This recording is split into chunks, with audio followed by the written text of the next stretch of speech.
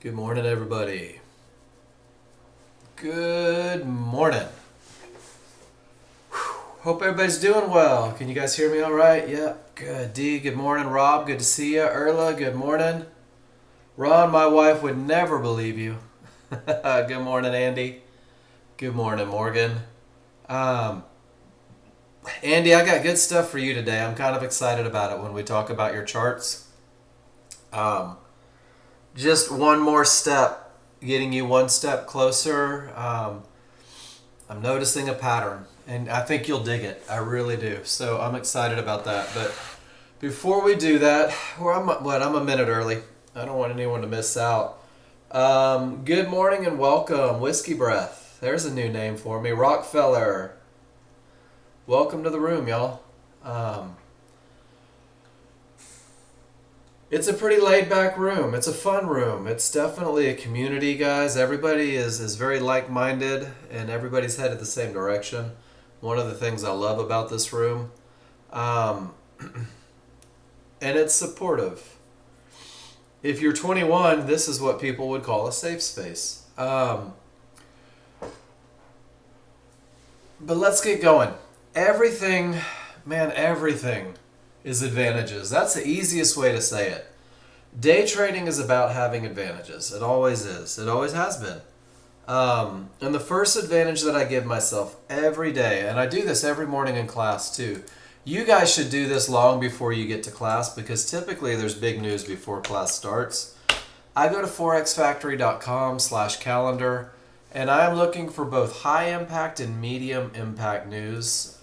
Today is Wednesday, July 17th. At 8:30 a.m. there was medium impact news, building permits. At 9:15, so we're 15 minutes out, industrial production MM, which is medium impact. And then at 9:35, we've got FOMC member Waller speaking. And then if you're a crude oil trader at 10:30 a.m., crude oil inventories. And even though that looks low impact, if you're a crude trader, it can be very high impact. I don't make trading decisions based on the news. What I do is I arm myself with the knowledge of when there may be emotional reactions, and I choose not to trade. I'm not going to step in front of that freight train of emotion. And while we're talking about crude oil inventories, I'm sure everybody got the pop-up, but the volume is switching on crude oil. The August contract is rolled to September, and as of this morning, crude oil September was showing more volume. That's probably going to grow as the day goes on. So I have switched my charts. I will be looking. Uh-oh. Can anyone else hear me? Is it just Morgan? Give me a Y if you can hear me, please. No sound? Okay, shoot. All right, 1 second. You guys know what I'm going to do. 1 second.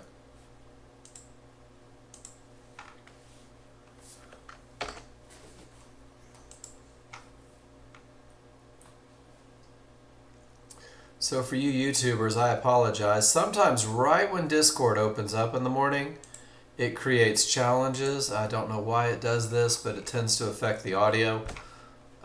So if you're watching in YouTube land or you're watching this video after the fact, I go through and I kill out my Discord, Control-Alt-Delete, take it out from the task manager, and come back in fresh, and usually that fixes everything that's going on.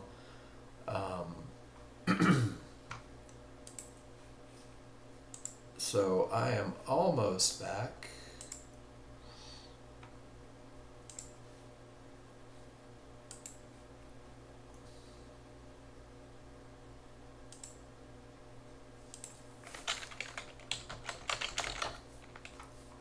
Hopefully we can get in.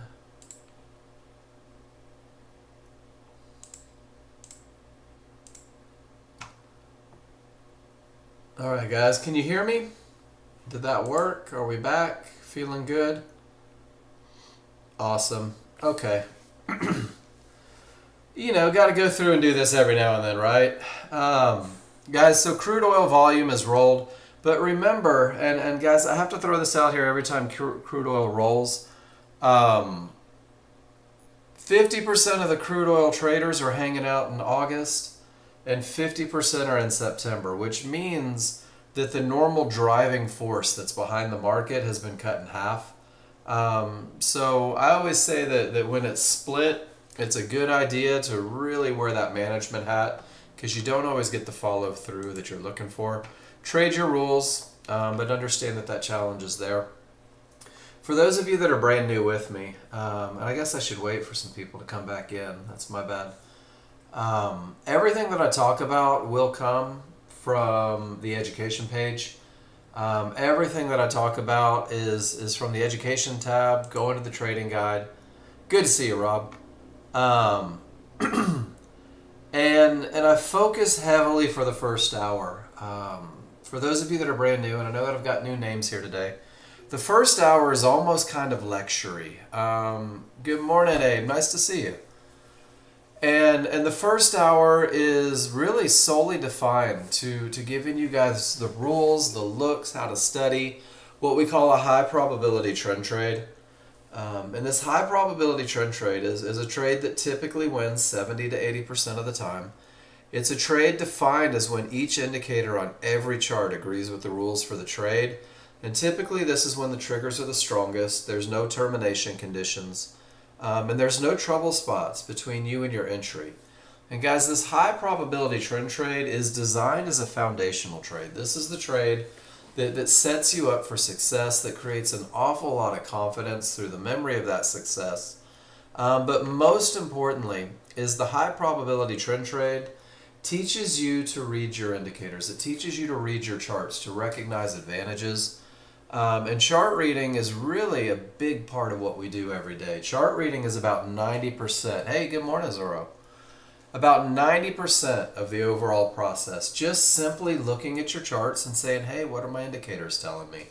10% of your day will be spent trading. 10% will say, oh my gosh, I've got all these advantages. I need to get into a trade. This is a pattern. And that's all we trade, guys, is patterns. This is a pattern that wins more than it loses. And once you start getting good at chart reading, guys, once it starts to click and you can look at your charts and talk about advantages, you will understand where the market is likely to continue. Initially, we're using this point as the entry for the highest probability trend trade. You'll understand where the market is likely to go, and this is going to help you develop a management plan. And then you're also going to understand where the market is likely to stop. You're going to know when you shouldn't try that last trade, that last push, because there'll be something in the way that says, hey, this may end things. So my goal for each and every one of you is that you focus on chart reading first, to get good at chart reading, to feel comfortable with just looking and being able to read the indicators. Good morning, Steve. And then once you're a chart reader, once you're comfortable with that process, and guys, I'm going to work with you every day to get there, it's going to open the door for medium probability trades. And these are defined when most of your indicators line up for a trade rather than all. But a small issue will exist, guys, and you're really going to rely on your ability to read your indicators to identify what that issue is. This will end up being the vast majority of your trades. There's no doubt about it. But when you're executing medium probability trades, you're going to take these trades and you will manage them assertively. And then once again, it all goes back to chart reading. Your ability to read charts is going to allow you to manage assertively. If there's trouble in your way, you might get off, take a portion off, get to a zero loss level because you're no longer in that 70 to 80% range. But it's the high probability trade that's going to open that door for you, that's really going to set you up so that you can find more opportunities. And guys, my battle cry every day is simplicity. This is the entire set of rules for the high probability trend trade. It's only 3, and each rule provides an advantage. So rule number 1 says that the large chart has to have strong trigger lines. When you have that rule met, when it's true, you will have the advantage of momentum, a market that's likely to push in the direction of the trend. Rule number 2 says termination false, making sure that you have room to your profit targets. And if this rule is true, you will have a clear path. There'll be nothing between you and where you're trying to get paid. And then finally, you're going to go to the entry area. And initially, it's the high probability trend trade. And that becomes your entry area. But I'm going to tell you guys, once you understand momentum, once you can identify a clear path, your entry areas grow exponentially. Morgan, you probably have something corrupt. Let me show you what I do when that happens. Is I go to my documents and I go to my NinjaTrader 8.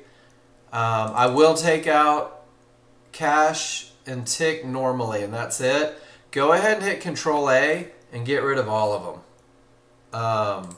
And then once you do that, go to your temporary folder and get rid of everything in there. And then once you do that, go to your workspaces, but here's the difference. Normally you would just kill your recovery folder. Mine's not even in there. Get rid of this one that says workspaces, and that'll keep NinjaTrader from trying to open a workspace when you open it, and then you can go through those processes. I hope that made sense and wasn't too fast.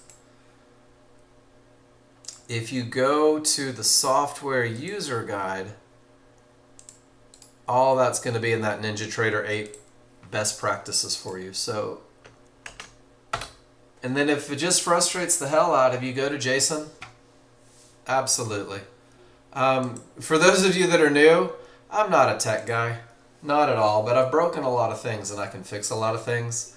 Your power went out yesterday. That shouldn't make a difference. Shouldn't make a difference.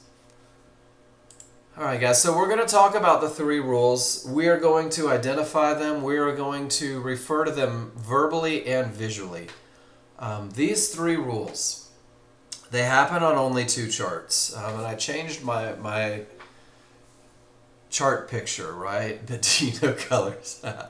Guys, your large chart is a slow chart. It's a broad stroke of a brush. It's like this freight train rambling down the line. But your large chart will define the direction of the market. It's going to let you know whether you should be looking for trades long or short, up or down. The large chart will define the momentum in the market, whether you have that first advantage. And the large chart will define your termination conditions, letting you know if it's time to stop taking those trades in the direction. 66% of your advantages happen on the large chart. And guys, you've got to train yourself to begin speaking to yourself in terms of advantages. Every time you look at your large chart, the first thing you have to ask yourself is, hey, which direction should I be trading? And then you have to ask yourself, do I have momentum? Out loud, scare the dog. And then you have to ask yourself, do I have a clear path? Are those termination conditions? And if you go through this process, every trade that you take, you're going to find that it's easier to locate the winners and easier to eliminate the emotion and the fear that's in it. And once these rules are met, guys, rule number 3 for entry just happens on a small chart. The inner workings of 1 bar on the large chart is about 20 to 30 bars on the small chart. It's going to allow you to refine that broad stroke of a brush. It's going to let you take that momentum and that clear path and just understand right where the market is most likely to continue. This becomes your entry, but by using a smaller, faster chart, you will be able to reduce your risk. You're going to be able to maximize your profit potential. And it's really also going to ultimately help you with management. You're going to be able to do a lot of great things with management on that smaller, faster chart. So simplicity is the goal, guys. 3 rules, 2 charts, and there's an easy way and a hard way. There really is. The easiest way, the fastest way, the proven way to get where you want to be as a confident trader, ASAP, post your trades in the room, guys. Show me what you're doing. Tell me what you're thinking. Tell me why. Every time you take a picture of your chart and you start annotating it, I want you to hear in the back of your head, Mark's going to ask me why. Why did I go long? Why did I choose this entry? What were my advantages, guys? And every time you annotate a chart, relay back to momentum and clear path. Every time. You'll be floored at how many trades it keeps you out of if these are the 2 things that you focus on every trade. The second is use the spreadsheet that Nexgen gives you, guys. Every time you download your software, in the Nexgen Study Picks folder, There is a Microsoft Excel spreadsheet. There's also an open document spreadsheet. And I give mine every day because I literally update mine every day here in the classroom. So there's mine in the room in the chat box. You can download that, click it over to your desktop. But your spreadsheet does a couple different things. Your first tab is a trade journal. It's literally where you're going to track your real-time performance. So when you're on Simulator, every time you take a trade, you're going to drop a picture in here, and you're going to talk about what you saw and what you felt and how it went. And there's the instructions right there on how to paste a picture in there. Awesome, Morgan. You tell Jason I'm gunning for his job. He'll have to teach education. But guys, if you go through and you take these pictures and you start filling up the spreadsheet, this is what I did today, right? You should wake up tomorrow morning, drop a little, pour a little coffee or whatever gets you going in the morning, and go look at those trades and ask yourself what worked and what didn't work and what feels easy and what felt forced. And what's going to happen is this little study every morning, it's going to set you up for the day because you're going to start looking for the things that were bringing you success, and you're going to start actively avoiding the things that are taking that success from you. And guys, this is one of the things that it annoys the hell out of my wife, but it's great for you guys, is every time you post a picture in the room, guys, I'm building a database on what you do in my head. And I have trouble forgetting things, which is a curse and a blessing at the same time. But I'll begin to recognize your patterns. I'll begin to recognize what your thing is. Maybe you really are attracted to one trade, but you constantly break the rules on another. Maybe you're trading indetermination conditions. Maybe there is a pattern that's happening on your charts that you keep losing with. And I'm going to see it. And Andy, you're going to get an example of that today because I figured some stuff out with the way you trade. And now we get to work together to fix it, guys. So use your spreadsheet. Post in the room. Don't be shy. There are no wrong trades. There may be rules broken trades, but there are no wrong trades. Everything that you do as a brand new user puts you on the path to getting better. And as a brand new user, you need to know what you're doing right and wrong. And it's not fair to put that pressure on you to try to know that in the first couple days. That's my job. That's what I'm here for. 15 hours every week, guys, live, to give you feedback to help you become a chart reader. So we will spend the first hour learning the trigger line and the Fibonacci rules for when it's okay to trade. And then once again, if you're one of my new users, I'm going to tell you right now, your first couple days is like drinking from a fire hose. It's going to feel like this overwhelming amount of information. I'm going to make it as simple as possible, but it will take a couple days to click, but I do promise you it will click. You guys simulate, post pictures, and then we're going to simplify a lot, guys. We're going to talk about two trades, the high probability trend trade, and then I'm going to give you a medium probability trade. But the goal is you have to know what looks you're going to commit to. All we're trading is patterns, and these are patterns that repeat themselves. It doesn't matter if you're in crude oil, S&P, if you're trading Tesla, Apple stock. These are patterns that repeat themselves every day on every market. And you've got to learn them so they look easy. And that's where the spreadsheet comes in again, guys.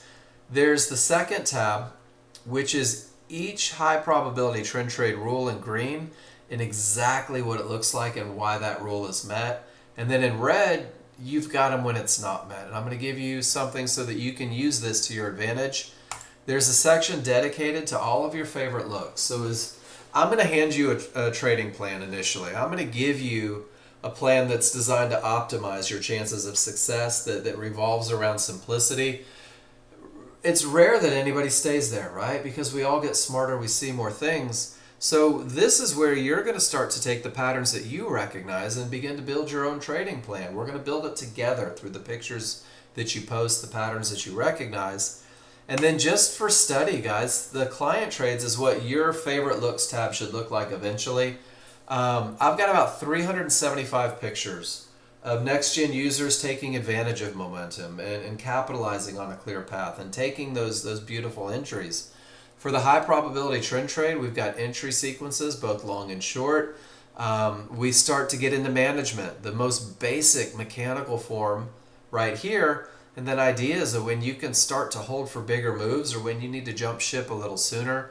A whole section dedicated to patterns, guys. As you learn to read your charts, as this very basic high probability trend trade becomes more second nature for you, you're going to begin to see a lot of things. You're going to begin to read your indicators very well. So patterns that you see go on here, and there's a whole section of termination conditions. But I'm going to give you guys a little ominous warning here.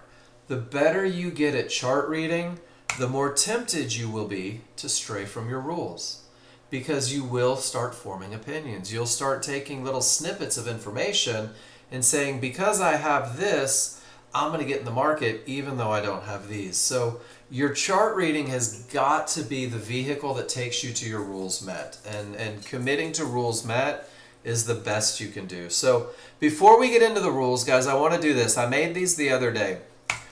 99% of everything that we do involves trigger lines.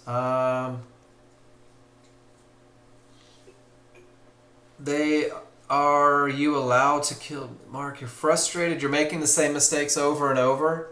You're done for today. So Adriana, do you want to share the mistakes and let's come up with a way to fix them? And feel free to message me privately. I know that you've got to get out of here early.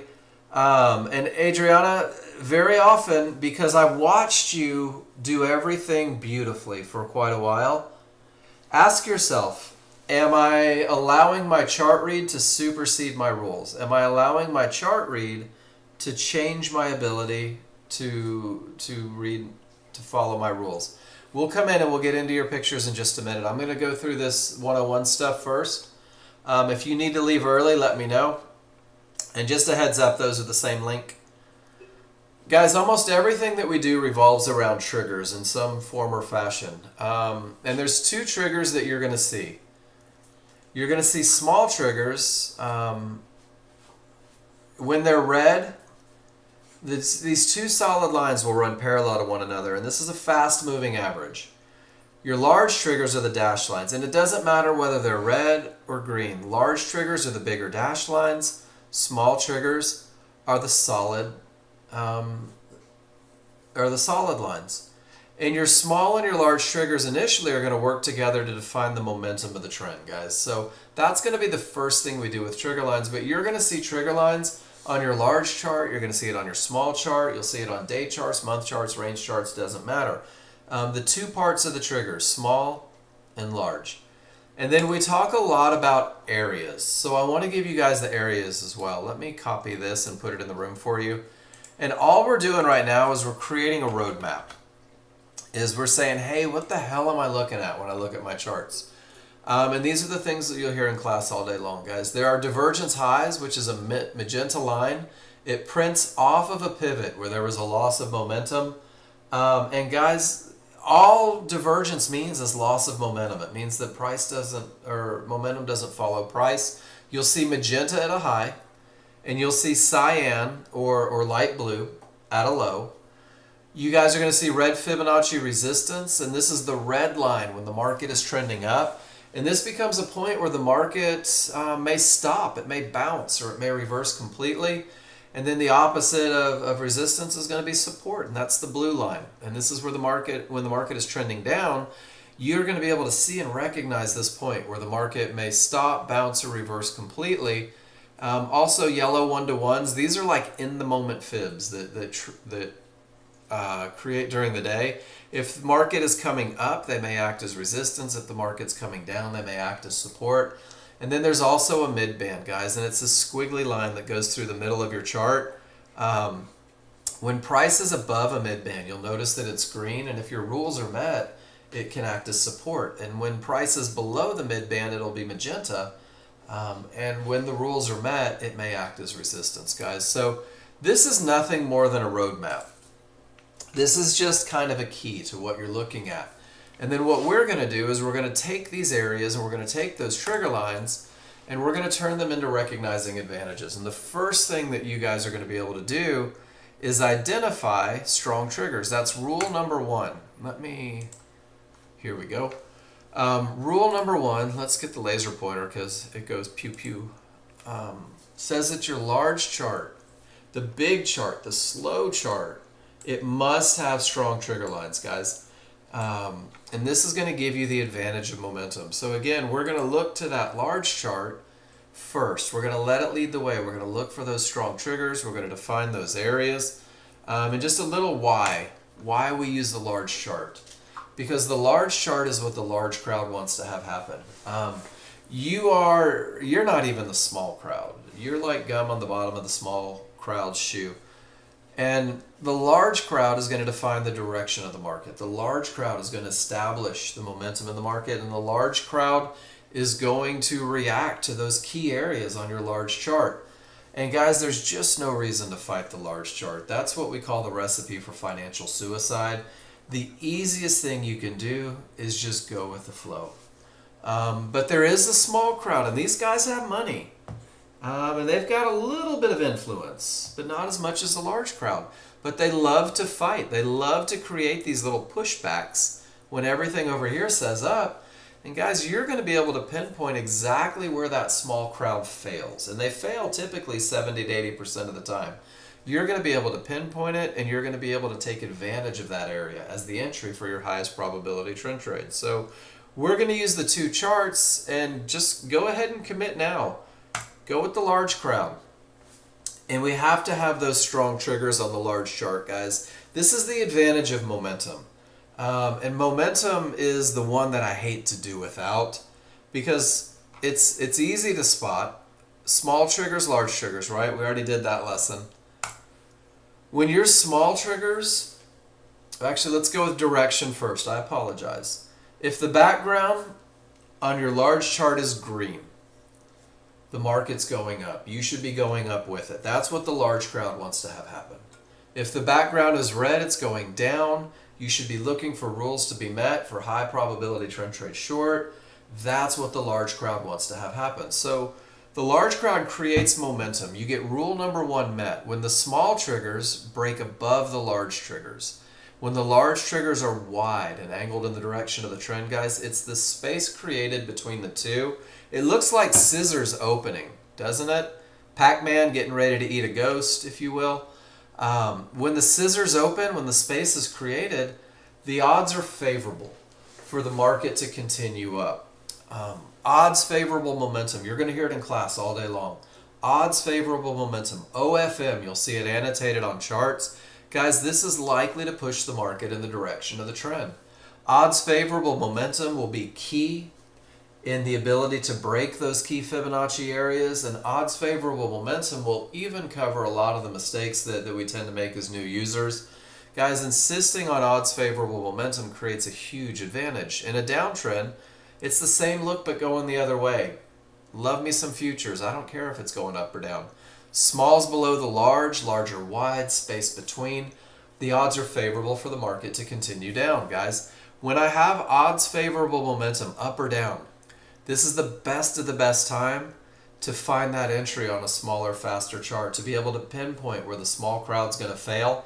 On the large chart, that slow chart, your bar is going to look like it has a tail on it, or a tail on it. You're going to be able to pinpoint on that smaller, faster chart where that tail is most likely to form, and you'll be able to use these tails historically to go back and study to recognize rules being met. So odds favorable momentum, guys, it's the best of the best. It leads the way. It sets the tone. It breaks areas, and it covers mistakes. And I would encourage you guys to never sacrifice this momentum, especially as a brand new user. And then the opposite of strong has got to be weak. So when the small triggers work their way back inside of the large triggers, when those scissors close, if you will, this is called a weakening of the large triggers. And when you've got a weakening of the large triggers, anything can happen up or down. This is the phrase that you're going to hear associated with that look. Anything can happen up or down. You're going to see it annotated on charts, ACH. And when I have these anything can happen triggers, guys, this is where retracements happen, deeper retracements. This is where there's indecision. The momentum is slowing. And when you get those anything can happen triggers, especially as you approach those areas on a large chart, they actually become more likely to hold.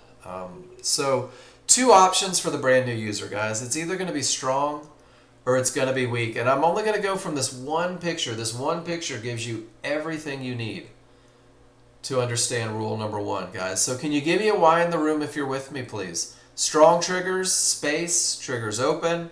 Weak triggers, no trade, rule number one not met. Let it be that easy. Either my rules are met or they're not. And then once we have strong triggers, we're going to stay on that large chart and start looking at those areas. And we're going to make sure that termination conditions are false. Making sure that there's none of those likely to stop the market areas. Making sure that there's room to the profit targets. And guys, we're going to call that a clear path. When I have room to my targets, the path is clear. So I'm going to use those areas, once again, the exact same areas that we talked about. I want you to think of them as lines on a large chart. Don't rank them. Don't give one precedence over the other. It's nothing more than lines on a large chart, guys. We're looking for magenta highs, cyan divergence lows. We're looking for resistance, one-to-one, support. And each of these areas has the potential to stop the market. And each of these areas has the potential to create an untradeable bounce. And each of these areas has the potential to ruin your good time. So there's a very simple recipe to determine if these areas are likely to stop the market. If these areas are behaving as a termination condition. And the first thing that has to happen is that price reaches that area. Because guys, these people make decisions at these areas. This is where the buyers buy and the sellers sell, and this is where profits are taken and trades are entered, guys. So you wait for the price bars to reach the area, to touch the area, and that's what sets off the decision-making process. And then once price reaches that area, in this case resistance up top, all you have to do is say, where are my triggers? Where are my triggers? If they remain below resistance, this is a termination condition. This is an area that may stop the market. This is an area that may create an untradeable bounce. This is an area that's taking away your clear path. And guys, even the areas that break will be termination conditions for a moment. You will have to pause. Price comes all the way down to Fibonacci support. You guys ask yourself, where are my triggers? Well, they all remain above support, therefore absolutely no trades into support. This is an area that may stop the market. It's never guaranteed to stop the market, but termination conditions, 60% of the time, they work every time, which means that your advantage is gone. So that's about the most simple way to look at termination conditions. I'm going to open up a large chart real quick, and of course we have a strong trending market. And I want you to see this though. Support holds, resistance holds, resistance holds, and guys, resistance holds right off of resistance to support, to a divergence high, to support, to resistance. Holy smokes, guys. Rule number 2 lets you know at areas that you have seen for the last 5 hours exactly where that market has the potential to stop. And because it has the potential to stop, you have to say to yourself, my rule isn't met. I won't go short into support. I won't go short into resistance. Is everybody good with that? I love whys in the room, especially if you're new people. Let me know if that makes sense. And guys, if you ask yourself every time you take a trade, did I reach an area where my triggers? It's going to eliminate probably half the mistakes most people make. So when is it broken, right? Because the rules say have a clear path. And I think identifying a termination condition is a big part of recognizing a clear path, because you're using trigger lines, you're using areas. Guys, when your small triggers and your large triggers get south of support, break through both lines of both triggers, guys, support begins to act as resistance. Now the area is broken, and now the path is clear, and now you're looking for your rules to be met for high probability trend trades. This path remains clear until you reach the next area, and then the process starts all over. When the small triggers and the large triggers break above resistance, resistance behaves as support, the path is now clear. We're looking for rules to be met for high probability trend trades long. So for the brand new user, it's either a termination condition or it's a clear path. Go back and study it, take pictures, and see exactly what it looks like to have that clear path.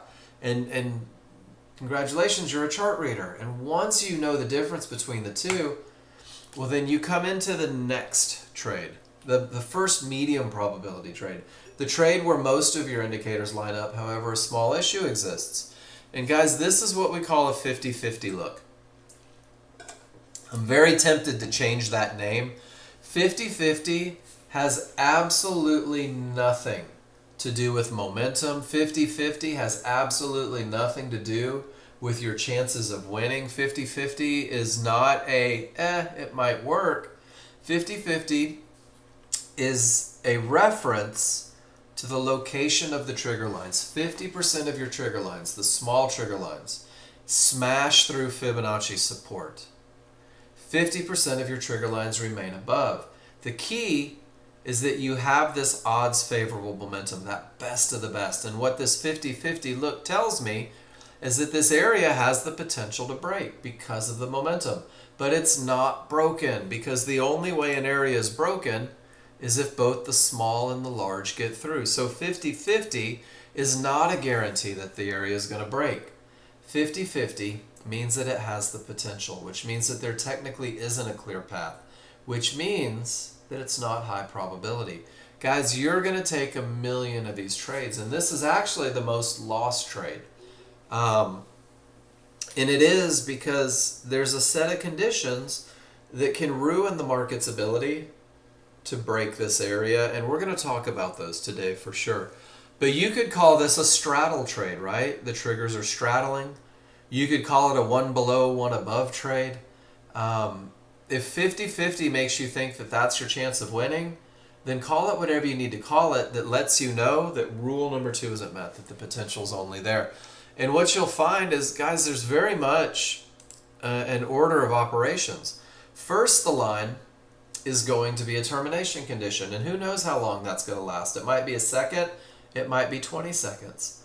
And then that termination condition will turn into a 50-50 if the area is going to break, and eventually it'll be broken. So there's like this process that goes through every time you reach a line. You guys good with that? Should we go look at a large chart real quick and see if there's any truth in what we're doing here? I love going back to the large chart, guys. I think that there's more lessons that come in by simply scrolling back historically than there are. So check this out, and we'll just scroll back to this one. The market had the potential to break, but it didn't. Weak triggers starts the change of direction. Absolutely no triggers, it holds like a rock. Absolutely no triggers, that's it. And then look at this, we come down and it's a termination, and then it has the potential to break, and then it's broken. Is which one the gap theory? This is close, but not quite, D. Not quite, because those trigger lines weren't a full bar away, and we'll talk about that. So not quite the gap theory there, because I had room. My reversal bar dissected those large triggers. It didn't stop before the large triggers. So all this is a 50-50. This is the potential to break, but it didn't actually break. And then rule number 2 keeps you out of consolidation. Good question. And we'll go back and we'll find a couple gap theories today for you. So guys, understanding the simple difference between a termination and a clear path, the very most basic forms of the high probability trend trade chart read set you up to take another trade.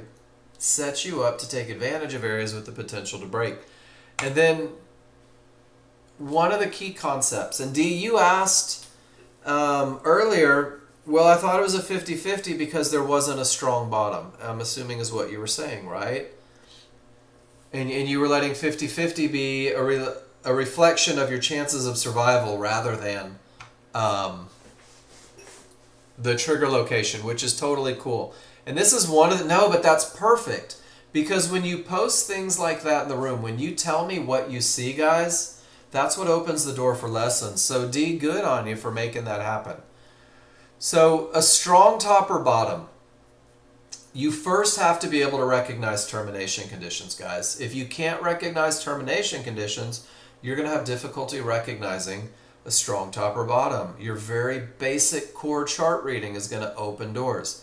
So if price reaches resistance and none of my triggers are capable of getting through, it's a termination condition. Does everybody get that? First, it's a termination condition. This termination condition becomes a strong top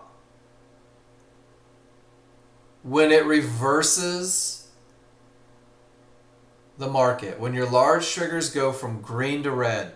And guys, it takes 4 bars for this termination to turn into a strong top.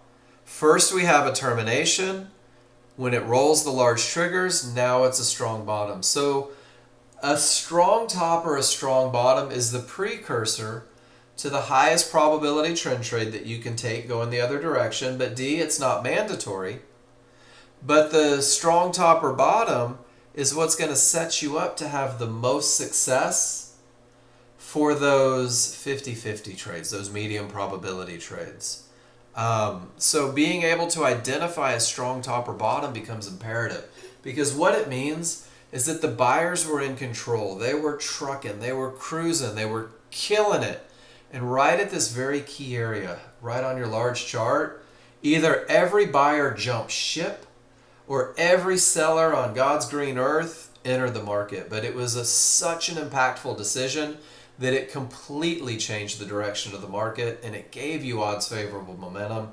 And man, when they make decisions like this, the market tends to run further the other direction. Rob, that's what the reversal bar marker is for. On the gap theory, Rob, that's what the reversal bar marker is for. If price reaches a mid-band, a fib, anything at all. So do you see how price is moving up, Rob?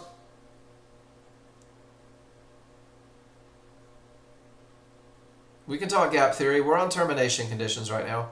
Price accelerates away. This is your reversal bar marker, that little white line. Do you see it?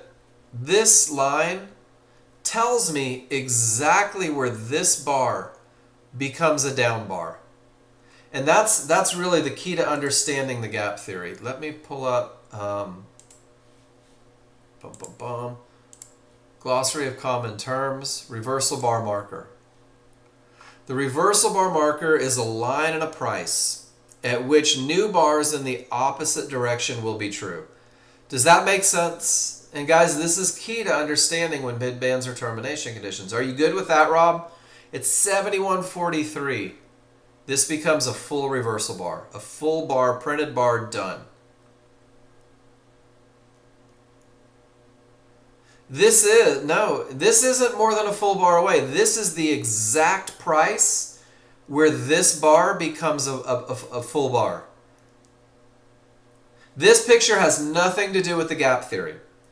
But it's important that you understand that after all of these green bars, this price, this line, is exactly where this becomes a fully formed, mature, in the world reversal bar, down bar. The bar will print and the next bar will start.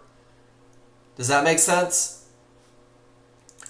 So there would have been a reversal bar marker right here where this bar became an up bar. And there would have been a reversal bar marker right here where this bar became a down bar. And once price hit it, that bar formed.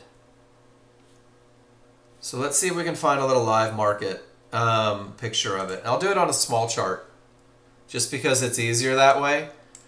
This reversal bar marker, if price comes up and hits it, watch what the bar does.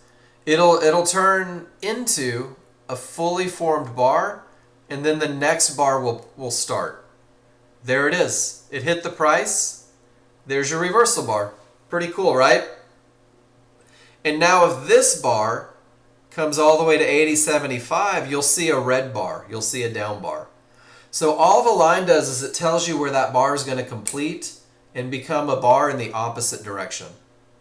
Does that help a little bit seeing it? And then with the gap theory, what's being done, okay means you don't have any idea.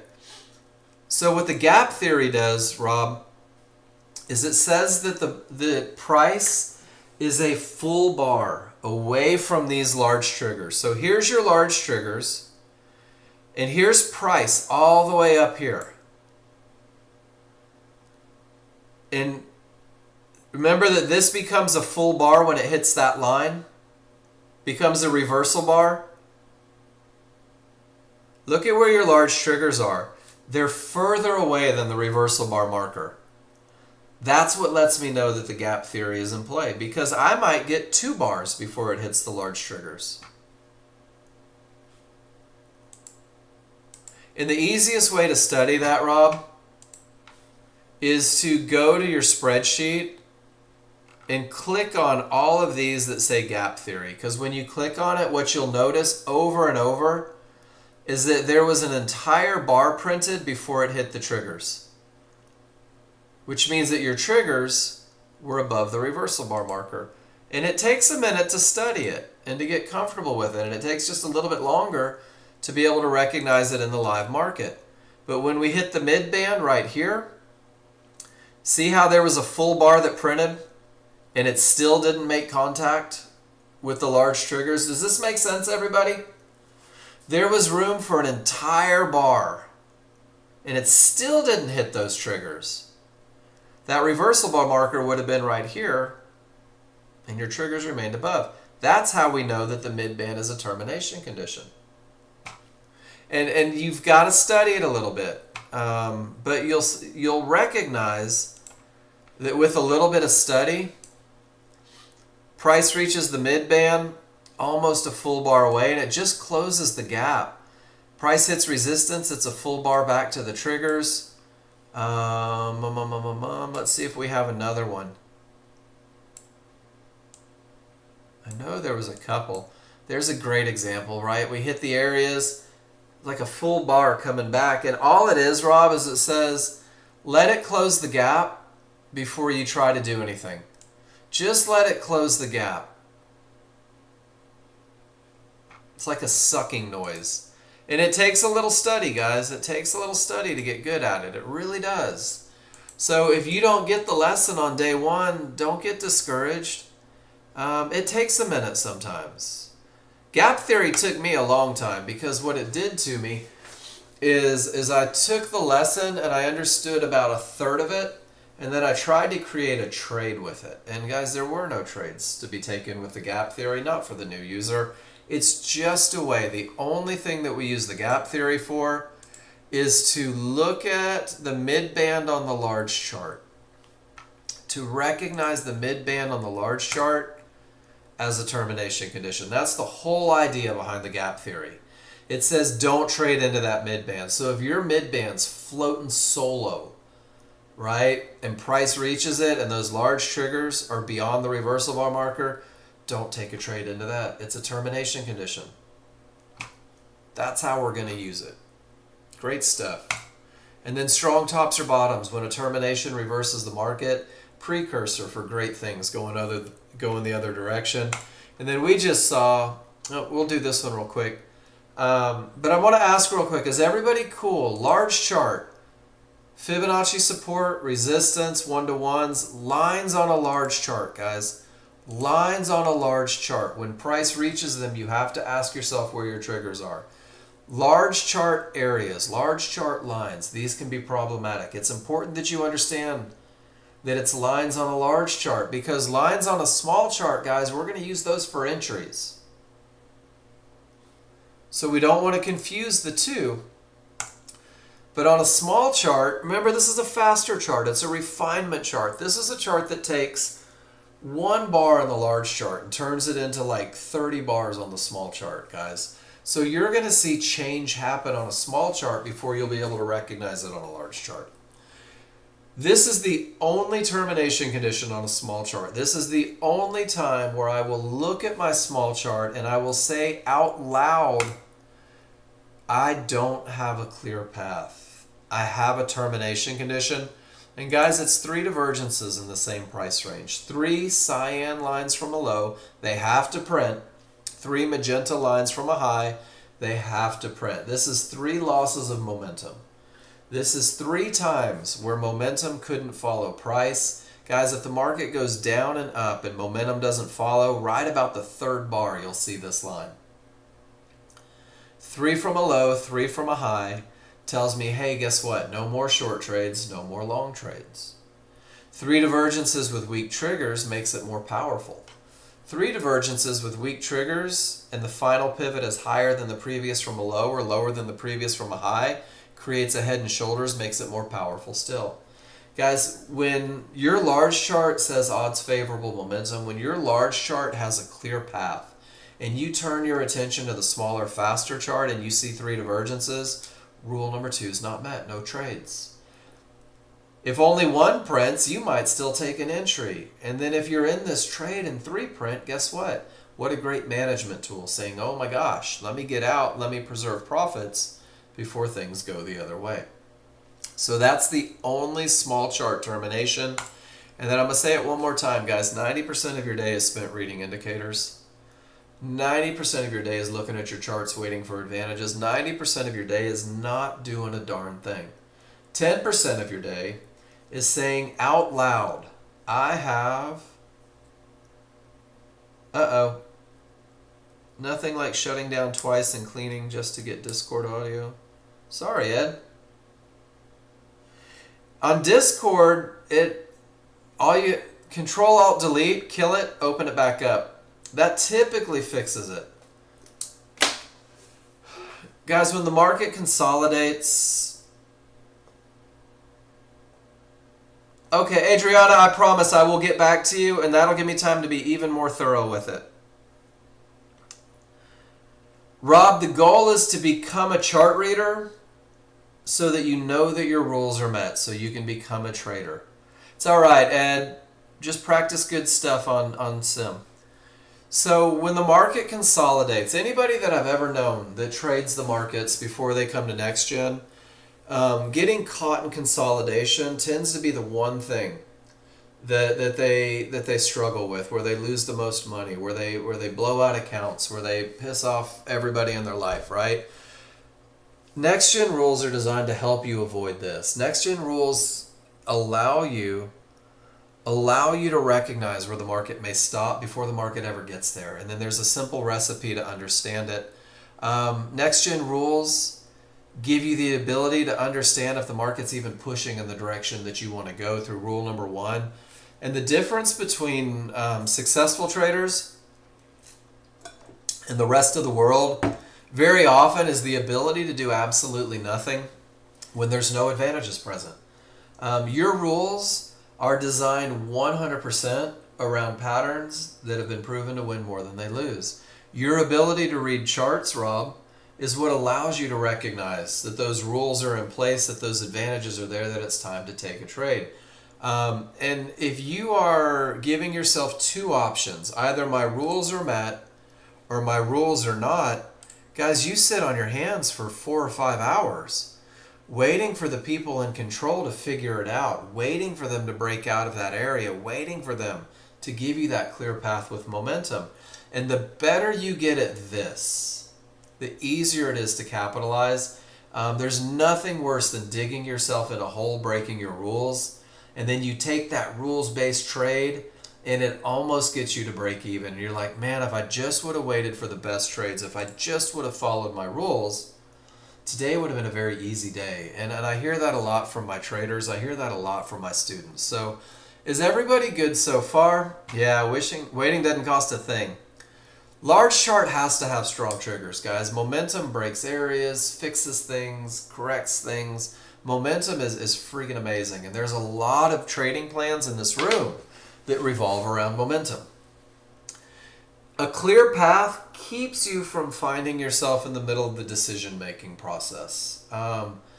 The easiest trades that you will ever take aren't into fibs, aren't hoping fibs break, but rather in between, that space between 2 Fibonacci areas when there's no reason for the large chart to pump the brakes. And then once you have these guys, we're going to use the small crowds fight. And we're going to define entry areas. So let me show you this picture real quick. This one bar on the large chart. Direction is down, momentum is down, potential to break. Inside of this one bar, I drew a square on my NinjaTrader. The bottom of the bar, where we're making decisions to take trades, is the beginning of the fight from the small crowd. The top of the bar, that tail, in a perfect world, is a pullback to resistance inside of favorable large triggers.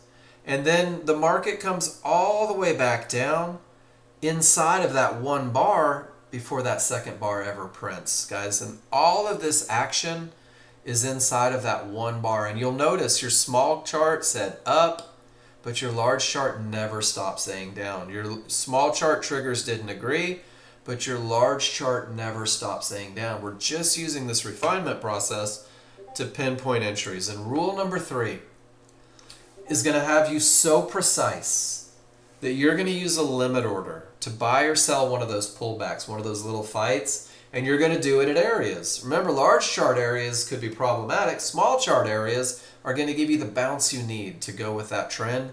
But we want those areas to be inside of triggers, guys, and this is so important, those trigger lines, those moving averages. You have large triggers on the large chart. You have large triggers on the small chart. Good morning, Miss Cindy. Price loves to return to the triggers, guys. Price loves to come back to these large triggers. So I want you to write down on a piece of paper. I want you to commit it to memory. Your large triggers are the correction point. Your large triggers are where I expect these price bars to return to.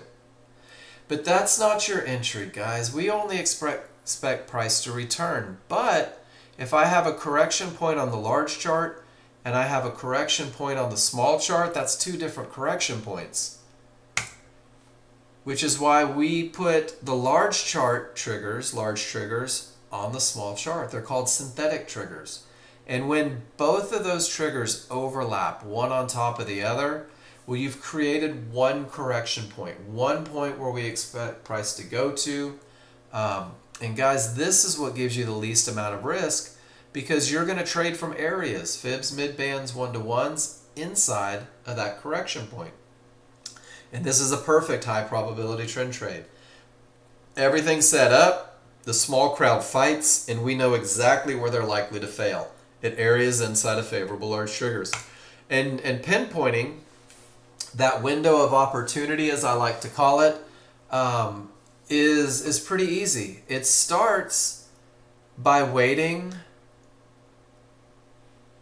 for the reversal bar, waiting for the pullback, waiting for the fight by the small crowd to say, hey, guess what? Here comes the pullback. Everything on the large chart says up, and everything on the large chart says that the path is clear. And then you've got these yahoos that want to fight it, guys. This reversal bar represents the perfect loss of momentum to give you that pullback. So if you're jumping in on the reversal bar, you're creating problems for yourself. Without a doubt, the reversal bar is not the entry. But once it prints, you're going to find those favorable large triggers, large and synthetic, one on top of the other, 2 snakes riding piggyback. And you're going to say to yourself, these triggers are not my entry. My entry comes from areas, fibs, mid-bands, yellow 1-to-1s, inside of favorable large triggers. Why do we want them inside? Because I expect price to correct to the triggers, and I need to give them something to bounce off of, guys. So you're going to create a window of opportunity, a point where the market is most likely to continue. For long trades, it will extend from your highest point of support, in this case it happens to be a mid-band, to your lowest point of support. It happens to be yellow 1-to-1s. And this shaded box represents the areas inside of favorable large triggers where I expect the market to bounce. And I don't know if it's going to be the high one or the low one. I have no idea, guys. But what I do know is that because the large triggers, or because the large chart has odds favorable momentum, it's a market that's likely to continue in the direction of the trend. Because the large chart has nothing in the way to create a bounce, I'm going to activate a limit order right at the top of that window, just above the highest point of support, closest to the price. and I'm going to enter this trade if it comes back, and this is my high probability trend trade entry. Does everybody see how this fib is beyond the correction point? This Fibonacci support is outside, beyond those large triggers, beyond those synthetic triggers, beyond where I expect price to correct. Guys, this fib is not a part of the equation. This fib is not a part of the window. And honestly, if they're capable of pushing beyond that correction point, I just don't want to be in the trade anymore. And then for a short trade, go in the other direction. Same thing. Wait for the reversal bar. You're going to feel like it's leaving you. Your gut's going to tell you to jump into that market, right? And I see people jump in right here all the time, only to have it reverse back to the perfect entry. Wait for the reversal bar. Insist on the reversal bar. This signals the beginning of the pullback. This is not your entry. Find those favorable large triggers, large and synthetic. This is not your entry when it hits the triggers. We don't expect the triggers to stop the market. We expect areas inside of favorable large triggers to give us the bounce we need to go with momentum, to go with the clear path. Your limit order goes 2 ticks below the lowest point of resistance inside of favorable large triggers. And if you see lines beyond that correction point, ignore them. They're not a part of the equation.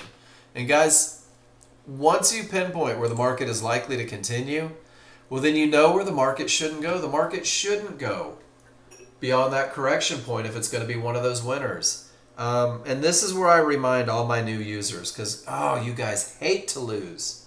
It pisses you off to no end, doesn't it? Anybody else hate losers other than me? God, screw those losers. Guys, losing is a normal part of the positive equity curve. Losing is a part of the game. Losing is okay. It's all right. Anything that wins 70 to 80% of the time is mathematically obligated to lose 20 to 30% of the time. But you guys are so stinking smart, you minimize your losers by putting a stop 4 to 5 ticks beyond that correction point, beyond those trigger lines, and you say the only way I'm going to exit this trade is if that small crowd has it in them to get me, but if they do, good on them. I'll wait for the next trade, right? Same thing with longs. But the great thing about what we do, the great thing about patterns that have been proven to win more than they lose, is more often than not, you're going to get a reversal bar in the direction of your trade. Or you're going to get a reversal bar in the direction of your trade. And when you do, you're going to be able to reduce risk a tick or two above it. And it's not uncommon at all to see you guys take the greatest trades ever, the best entries, every advantage, get the reversal bar, and that darn thing fails, right? And they do every now and then. But you only lost $30 or $40. You didn't lose $200 or $300 hoping that that trade works out, hoping that it miraculously turns from the middle of nowhere. It's very mechanical in the beginning, guys. It's very mechanical. It's very if-then. And you're going to be able to study it by circling those tails on the large chart. When the rules are met, circle a tail on the large chart, guys. This is historically. You don't even have a small chart open. Scroll back. If you see odds favorable momentum, guys, circle a tail. And if that tail lines up, that circle lines up with areas inside of favorable large triggers, guess what? You have a high probability trend trade. You should take a picture of that. You should go to your favorite looks and say, never miss this setup. What is this one? It's that picture. Because everything is exactly what you need it to be. And the cool thing is you have 375 pictures that revolve around momentum. 375 pictures that in most cases have a clear path and sometimes a 50-50. And 375 pictures where people are taking entries from the areas inside of favorable large triggers, which means that you can learn these looks so they become easy. You can learn them with absolutely nothing going on, so it's easier to catch them when the market is moving.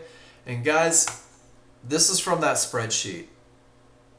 So this is where I'm going to ask you guys, does everybody see how this is odds favorable momentum? The separation between the small and the large? Because that's a key part to finding success, guys. The background is green. We know we're going up. The momentum is strong. We want to go with that momentum. And price has not reached an area. Can you guys hear me?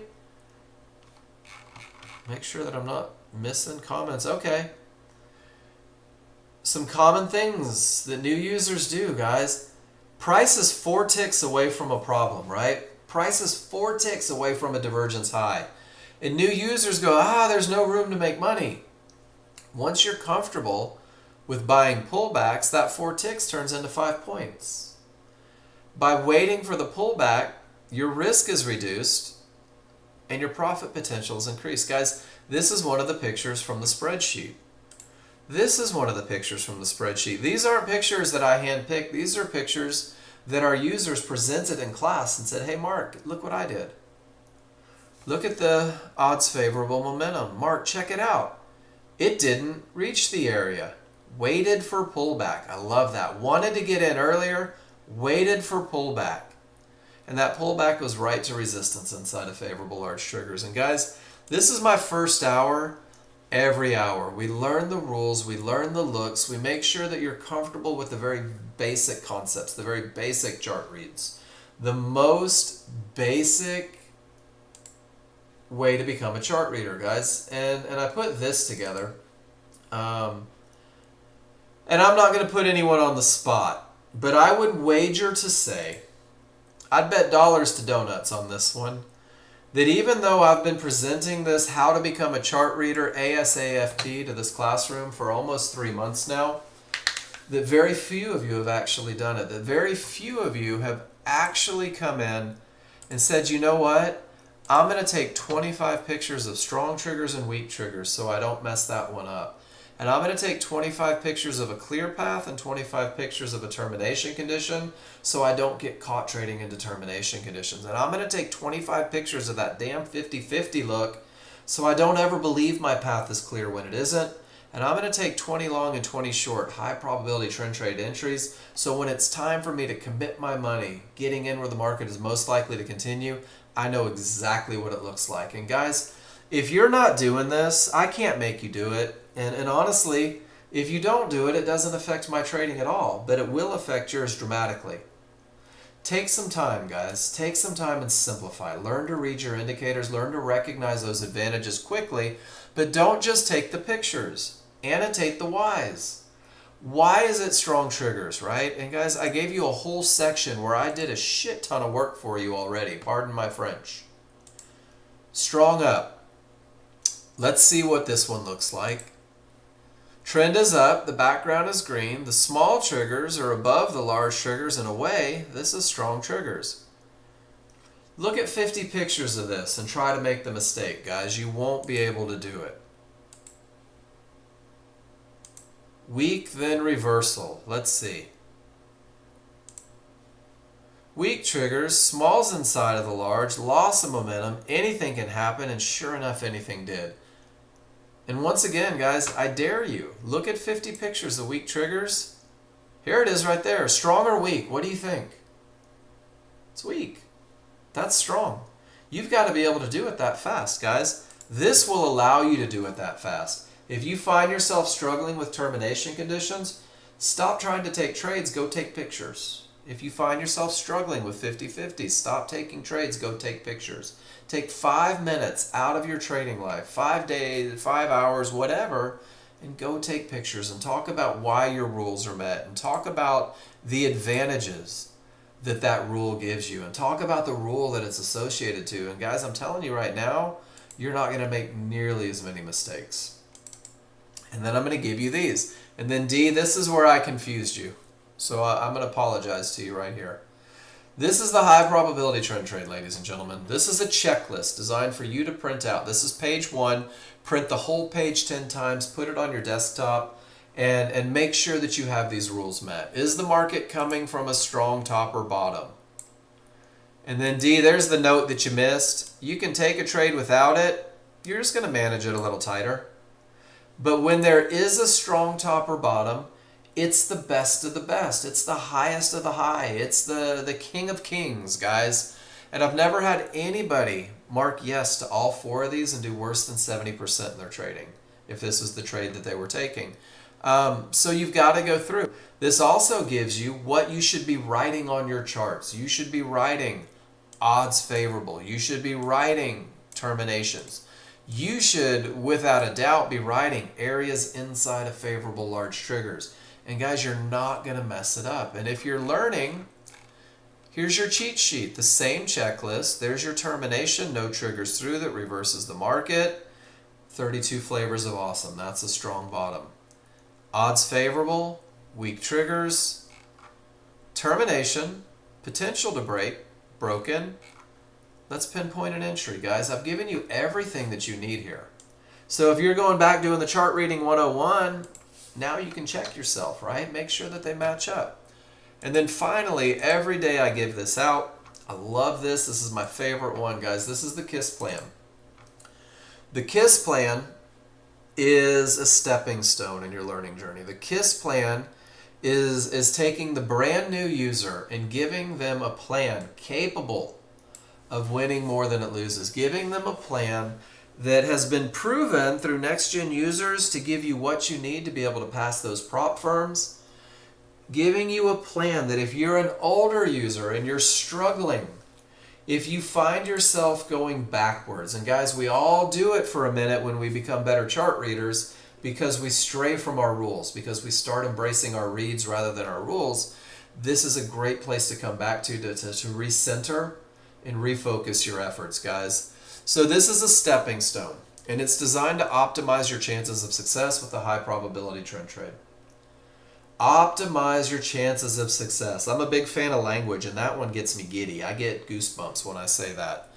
But through simulation, through study, through class feedback, through continuous practice, guys, you're going to become a chart reader. And when you're a chart reader, you're going to create your plan. So in the beginning, I'm trading the KISS plan. Eventually, I'm going to trade Mark's plan. I'm going to trade Donna's plan. I'm going to trade Surgeon's plan, right? Whatever your name is, that's your plan. This one teaches you to read your indicators. This one teaches you to win more than you lose, to be okay with winning. This one teaches you to keep it mechanical, to give yourself the only options of either my rules are met or they're not, right? This one is creating patience. This one is creating discipline. This one is creating awareness, guys. And the simple plan for consistency, guys, the best of the best, it starts with don't fight the large chart, guys. Don't fight the large chart. The large chart is what the people that are a million times bigger than you want to have happen. The large chart is the large crowd. The large crowd establishes everything great in the market that we use to take advantage of it to find our trades. So if you're fighting strong triggers, it's creating challenges. If you're fighting termination conditions, it's going to create challenges, guys. It's how to commit financial suicide. So define your entry. Make it your entry. Own that entry. And then once you define your entry, guys, you've got to do something with it. Management is the second piece of the puzzle. And just heads up, the entry sequence is in the spreadsheet from rules met on the large chart all the way to entering at the area inside of favorable large triggers and all the steps in between, guys. So you've got the visual of the entire process, long and short, on the large chart. And then your management plan, guys, should be just as mechanical as your entries. Your management plan should be just as emotionless as your entries, just as if-then as your entries. And your management plan 100% depends on your ability to recognize where the market is most likely to continue so that you can take that entry, put your stop where the market shouldn't go, and then sit on your hands and do nothing and either get stopped out because you know that's going to happen, or take all of those advantages and get one of those magical reversal bars that allows you to reduce your risk 2 ticks above it, 2 ticks below it for a long, guys. You're not arbitrarily moving stops. You're following this plan. If I don't get stopped out and get a reversal bar, then I'll move my stop. And then once I move my new stop, I'm not going to touch my mouse. I'm going to roll back from my desk, and I'm either going to get stopped out for a smaller loss, normal part of a positive equity curve, or it's going to go to my first target. And this bums out all my home run hitters. But guys, your first target in the KISS plan is $100 away from your entry. You crude oil traders, it's not uncommon to see you get into the market at the best of the best spot and hit your first target before you even get the reversal bar, or as you get the reversal bar. But $100, guys, that's it. That's $100 in your account. That's $100 worth of confidence. That's $100 worth of trust. And then you're going to move your stop to break even because you're learning to read your indicators. You're not in a position to be able to manage on the fly, so you're going to take all of the risk off of that trade, and you're going to hold for the second target. And you're either going to get stopped out break even, or it's going to hit the second target. And the second target in the KISS plan management, guys, the second target is only $200 away from your entry, which means that with the advantage of momentum, with absolutely nothing in the way, with the perfect entry, this is a $300 trade, and you're out, you're done, and it doesn't matter what happens next, guys. And $300 is a great way to make a living. It really is. Doesn't feel like a lot. A lot of people come into trading, I need all the money. I need every move. Guys, futures markets trade billions of dollars every day.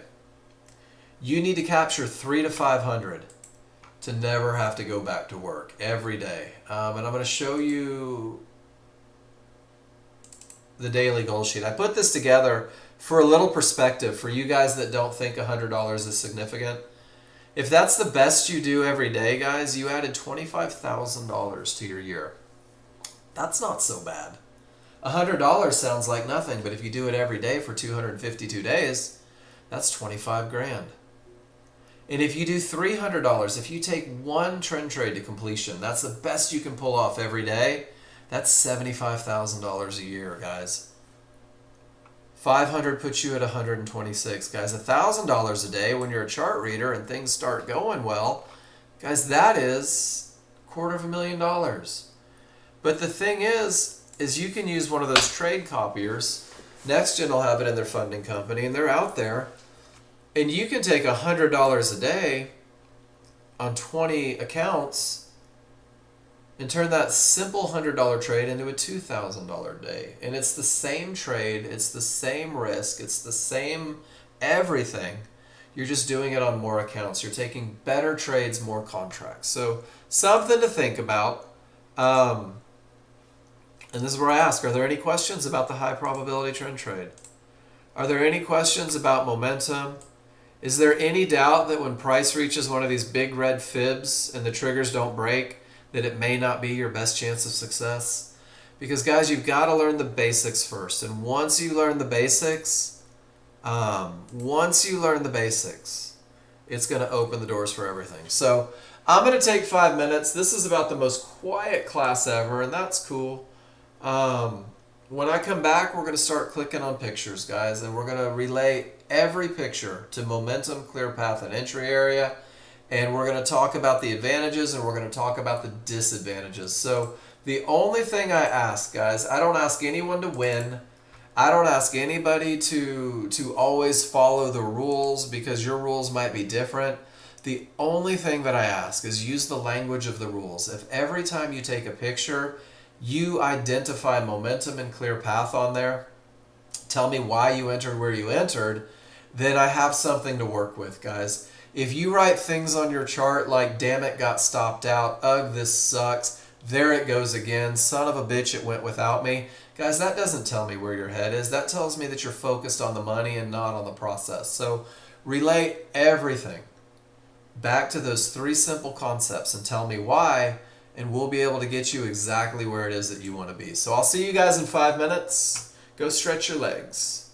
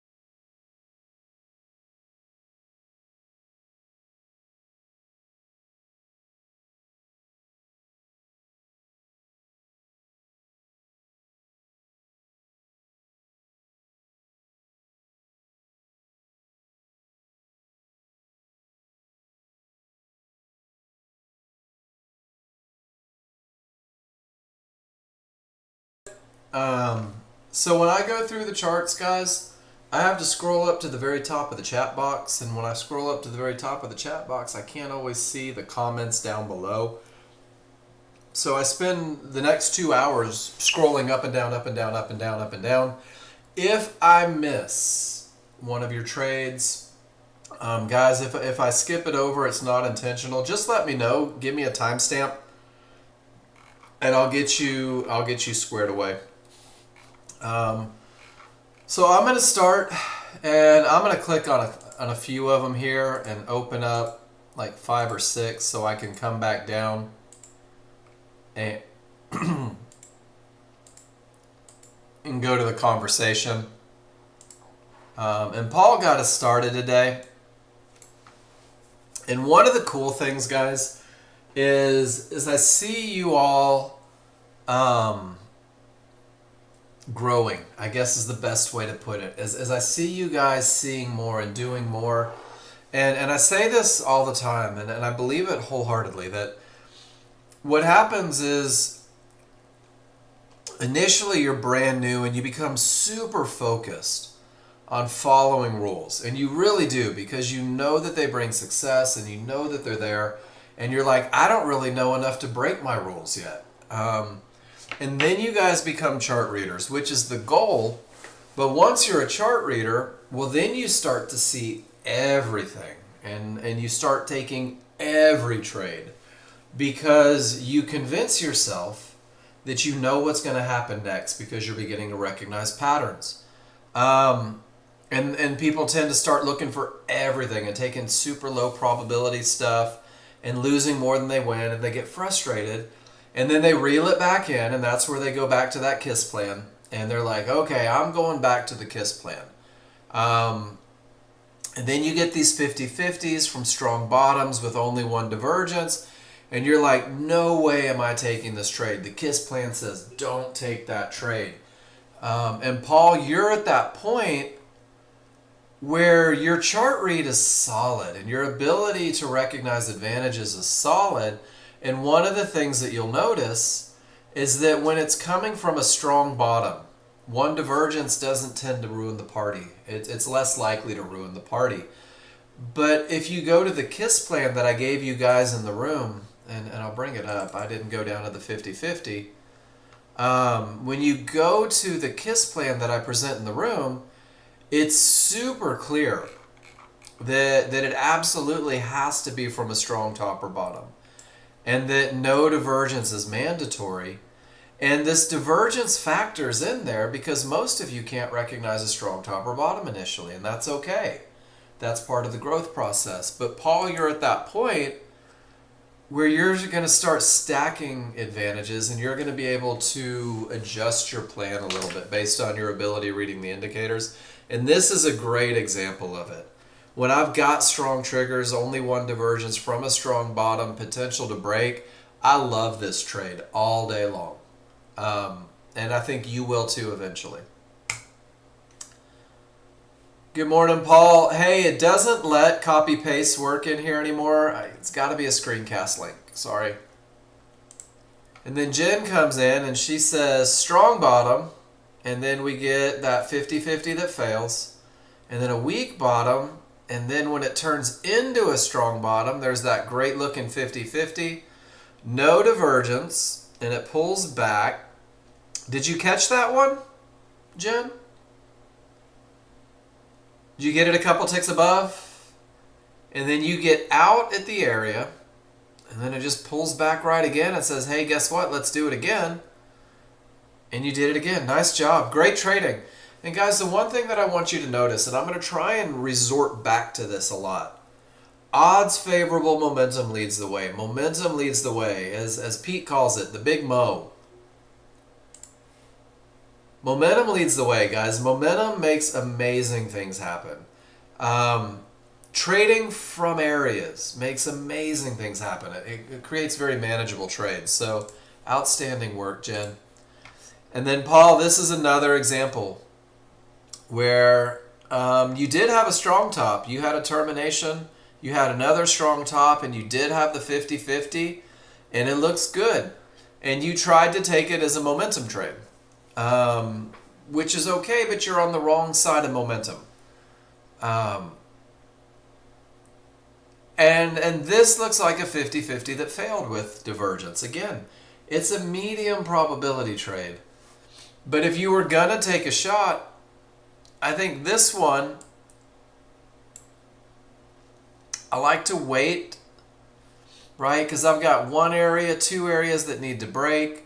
The momentum fails, and then there's potentially a trend trade, a 50-50. And then you said there's not one area, but two, a fib and one-to-ones, which means for your rules, one too many. So I'd be curious to know what your rules are. For me, the more areas, the better, especially when they line up with each other. Unless you mean because the window is too big on a 50-50, you choose not to take it, in which case that makes sense to me. So it's a great read, and I think it's a good shot. And you did have odds favorable on both, and you are taking the momentum trade, anticipating the breakout. And it didn't work, and you kept it super low risk. And Paul, if I can be totally honest with you, I think you took this really nice. I think that was a great shot and a good effort. And just because a trade loses doesn't mean it's a bad trade. It just means that it didn't work. And then one of my favorite pictures, and Jen, you're an expert at this. Hey, my rules aren't met. Let me take a picture of what it looks like when my rules aren't met. Because understanding when they are met gets me into a trade. I've got to be just as clear as when they're not met to keep me out of the trade. And that's weak triggers, right at a fib. And guys, look at the reaction on the small chart. It's just an x-ray of what's going on here. But if you don't think decisions are made at key areas, look at the fight that's happening right there. It's freaking amazing. Great picture, Jen. And then D says, you know what, Mark? I'm getting good at this gap theory thing. Price reach resistance, a mid-band, one-to-ones resistance. On their own, these are all termination conditions. And then with those large triggers all the way down here at the reversal bar marker, not only are these termination conditions, but we also expect price to come back and close that gap. And D, that was beautiful. So guys, if you're studying gap theory, go to D's post. Or here, I'll put it in the room for you. Take this picture and go to your spreadsheet and drop it in your spreadsheet of gap theory, because D just did some of your study for you and made it perfect. All right. And then this is the one, D, where you started putting it all together and getting a little confused, and that's okay. So let's go to the large chart read. Odds favorable momentum. Smalls above the large, space between like scissors. Rule number one met. 100% perfect read. And I love that you're going back to the advantages every time. Clear path. Both small and large triggers above the area of termination with space before the next, before price reaches the next area. Rule number two met. Absolutely beautiful again. So D, you've got strong triggers, you've got a clear path, and it's not a strong bottom, but it's still perfect. High probability trend trade rules. So rule number three says, pull back at an area inside of favorable large triggers. And guys, this is the difference between favorable large triggers and split triggers. So let's turn this into just a quick little lesson. And Andy, this kind of goes back to where you're at too. So here's a correction point, and here's a correction point. And D, are you with me on this so far? The triggers are where we expect price to come back to, right? And my only area, the only area on my chart is a mid-band, and it's hovering in between two correction points. This is okay, because price pulled right back to the mid-band, right? And then your stop goes 4 or 5 ticks down here. It's before the correction point, which means that you can still make an intelligent stop placement, but use the area for a bounce. Are you with me on that?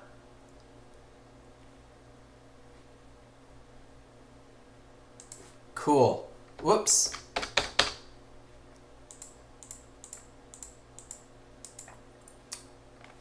And then you're in, and it looks like you hit your first target, $100. And then it just pulls right back to the mid-band. And the large chart is still beautiful. And you hit $100 again. D, this is an amazing trade. The large chart said go. You used an area, you knew where your stop had to go, you took quick profits, and when it pulled back to that mid-band, D, nothing changed, right? You're just seeing fluctuations inside of this one bar. It's still odds favorable momentum. It's still a clear path, and it's still a mid-band. And you hold and you get paid. I love this trade, D. Everything about it. And I don't know if it went up or down, but what I do know is that you used an area for entry, you let momentum lead the way, you insisted on a clear path, you had an intelligent stop placement, and you were able to capitalize through your ability to read charts and follow rules. So, bravo to you. But you see how when you called it a 50-50, it's not. That's a clear path. And it's not a momentum trade. It relies on momentum, but a momentum trade is a different kind of look. A momentum trade is this one that anticipates the breakout with momentum on both charts. And momentum trades typically turn into 50-50 trades if they fail. So great stuff. Great chart reading, awesome management. And then, who was this? Take profit. Help me out, guys, if this was your chart. I'm scrolling up.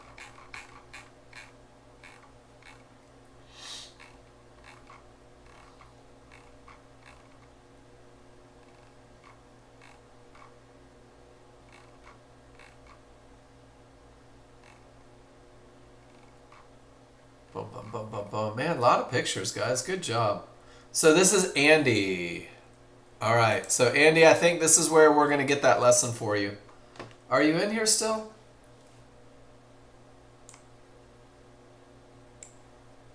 It's me. Sorry, I was scrolling up. I didn't see you saying that. Cool. So the first thing that I notice is the large triggers aren't following, right? You didn't reach an area, but they're not following. And you did notice the separated triggers, without a doubt. So, Andy, let's go back to the idea of correction points. Once again, the same way we did with D. And let me pull this up. If this is a correction point, and this is a correction point, right? I have absolutely no idea which one it's going to go to. Is that fair? Those large triggers being a full bar away gives me a pretty good indication of what it's going to be. So anything before the synthetic triggers is 100% off the table for me. That's okay. But that's okay. So if we talk through it, you're probably going to read through it next time and have no problem. So what the large chart says is bad bottom. Momentum, but the large triggers don't seem to be following. So if I think long, I want it to close the gap. Yeah, no worries. And this is a great lesson for everybody. Guys, sometimes when I take your trades and I turn them into lessons, it's not always for you because you go back and look at it and see it, right? But this is what I'm thinking. If I'm thinking the long, I definitely want it to close the gap. But Andy, do you notice how there is no area that caused that bounce? 100%. No area that caused that bounce. And it has been down like a scalded dog all morning. Divergence is not an area, right? So you jumped in at a, come on. You jumped in, not even in an area, just a divergence line. So why did you enter at the divergence line? Because it's not a fib, it's not a midband, it's not a one-to-one, right? Because you were really hoping that the market would go up. If you at least let it get to the correction point, reversal bar maybe, but there's still no areas at all. It's a bad bottom, it's a huge gap, it's no areas, it's split triggers. And honestly, Andy, this is one of those times where you're just like, oh, it's been going down for so long. I think I'm about to buy the bottom. And it just didn't work. And it's hard to find rules met on this one because it's not a strong bottom. It's not areas inside of favorable large triggers. And man, gold is a pain in the ass. But you didn't buy at the area, you bought at a divergence line. Does that make sense? Russell, not gold? Yeah. Same thing though.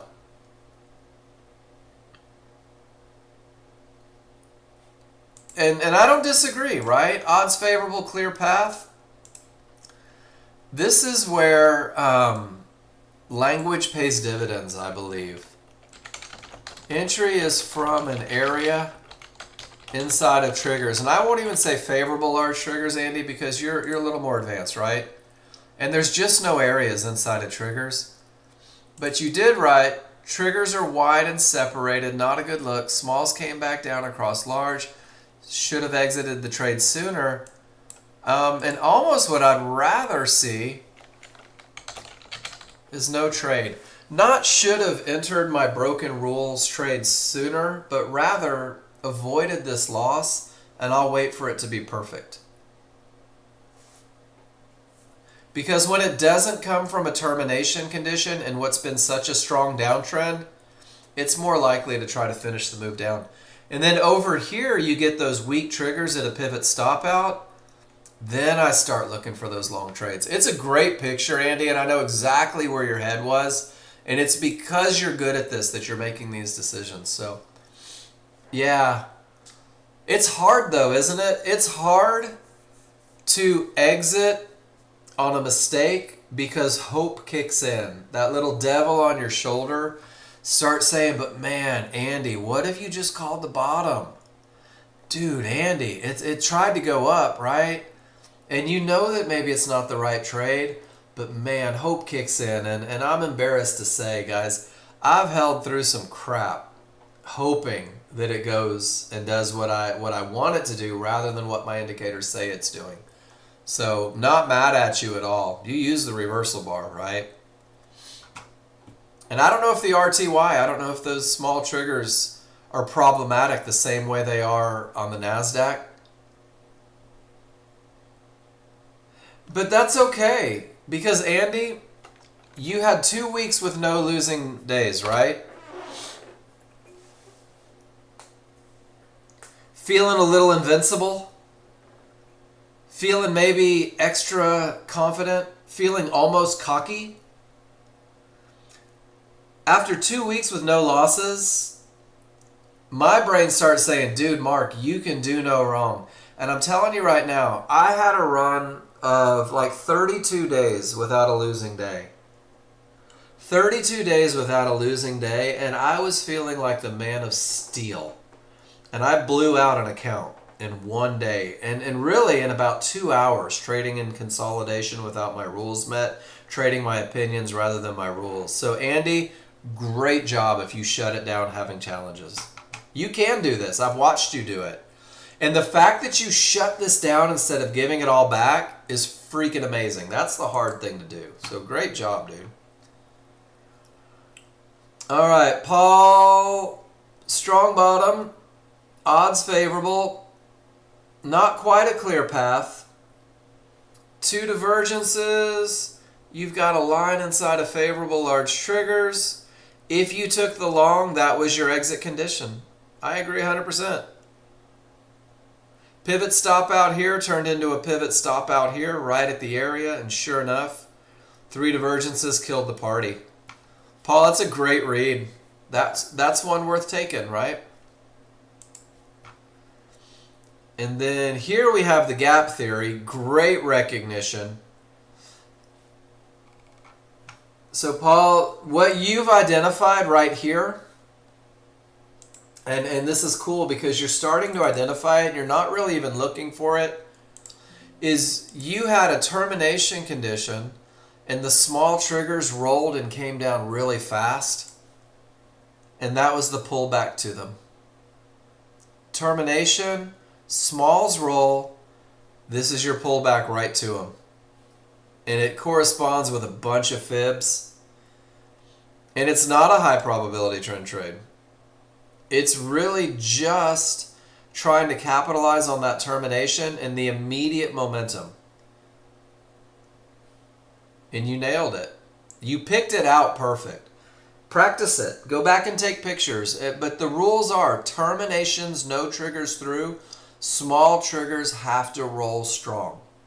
Sell the pullback to the triggers. It's the same trade that Nexgen was teaching. I guess I closed it. Was teaching in 2004. Great recognition, dude. And you're starting to really catch that one a lot.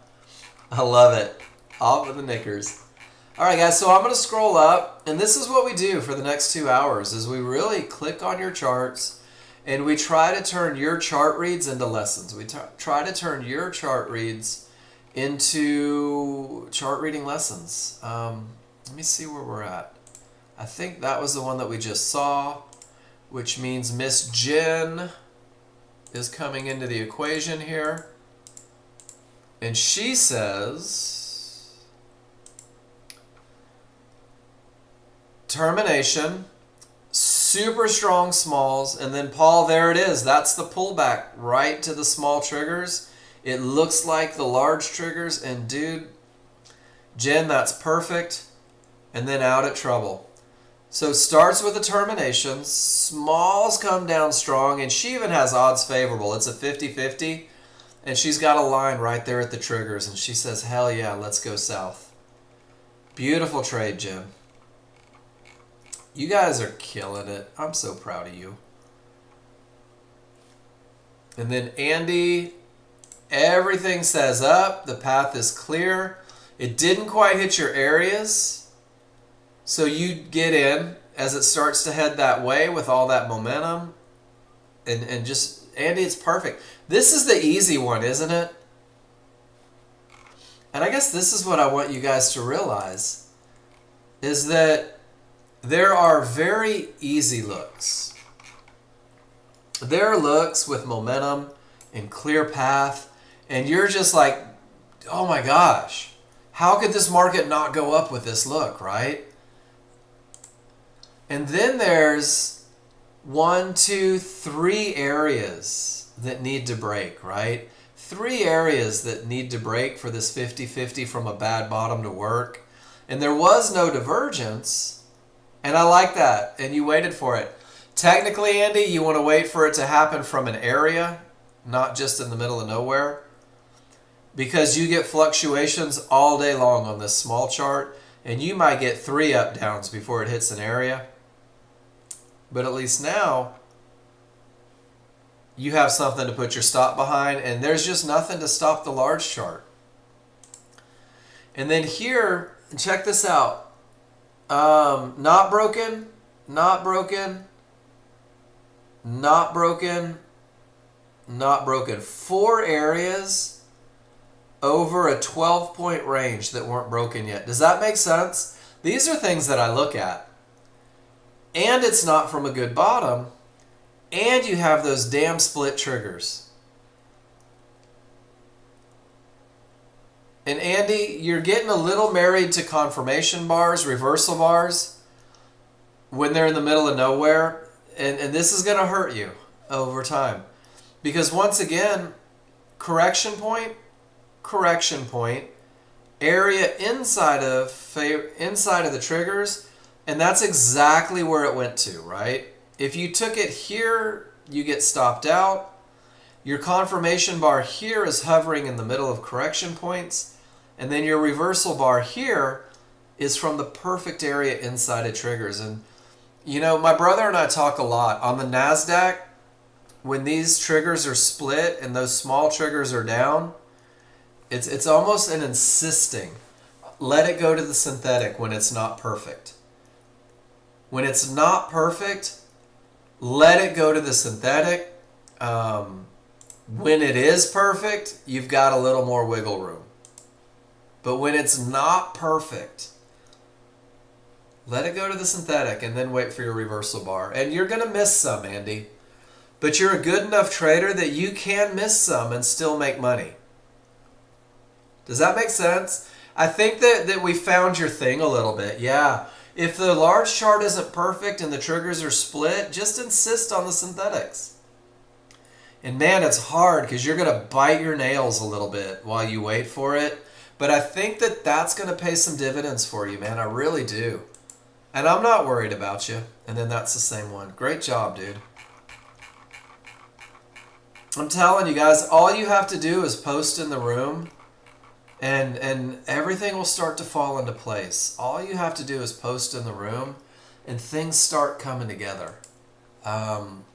I'm pretty good with patterns in people and the market. And this is what gave me the epiphany, Andy. It's not perfect, right? Gap theory got you again. That's twice. Yeah, it's because you're getting good at reading charts is why you keep inventing things. But gap theory, you see that one? Do you recognize it? It's a 50-50, but it's also a 50-50 with a gap theory. Son of a bitch.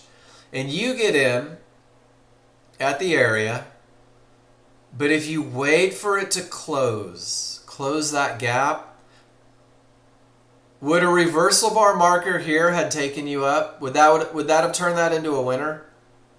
I'm just curious. I don't know. I wasn't watching the NASDAQ a whole lot. I don't know either. But do you see how there's that gap closed one more time?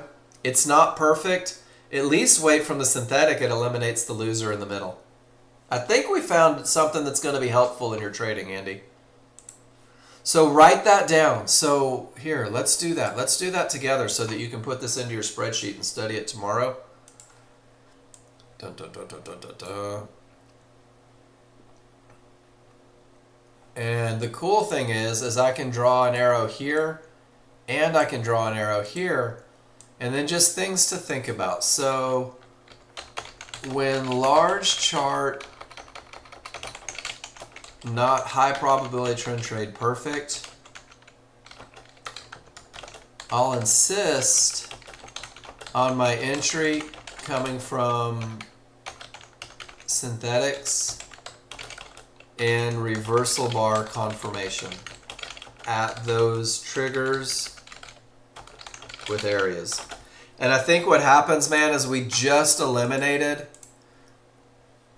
20 to 30% of your common losers, of the things that have shown themselves a couple times.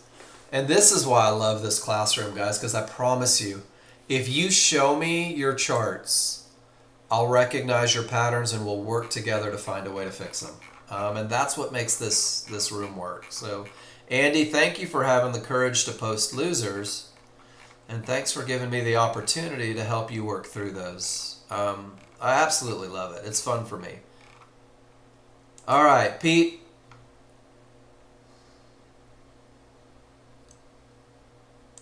Pete says, look at all of that freaking momentum. And I like this one better, but you're like, dude, let's go. Everything says up.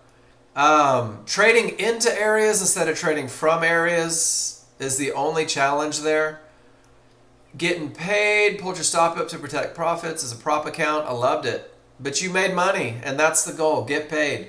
And it revolves around momentum and the potential for the area to break. Absolutely beautiful. Pete, did you see how that might have been?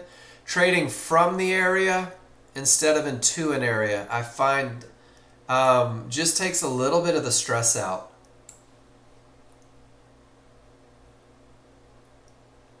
You weren't up yet?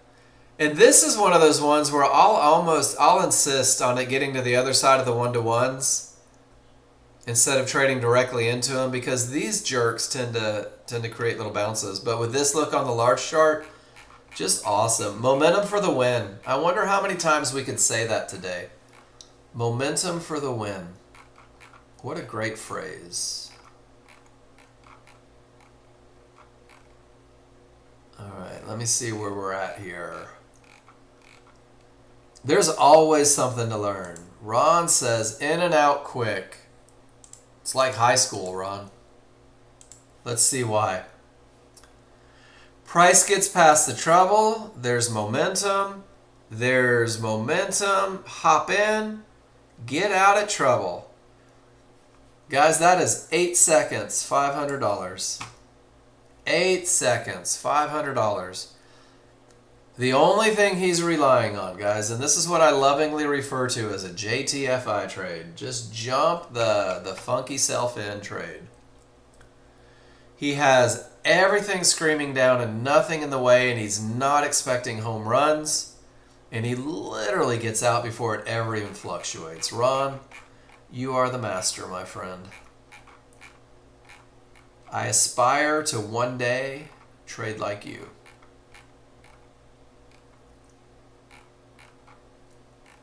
See where we're at. Everything starts to look the same when I scroll up.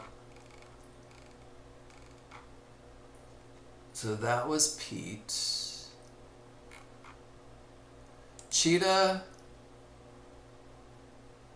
And then Pete, let me double check and make sure on what I was looking at. Okay, that was the one. So Cheetah.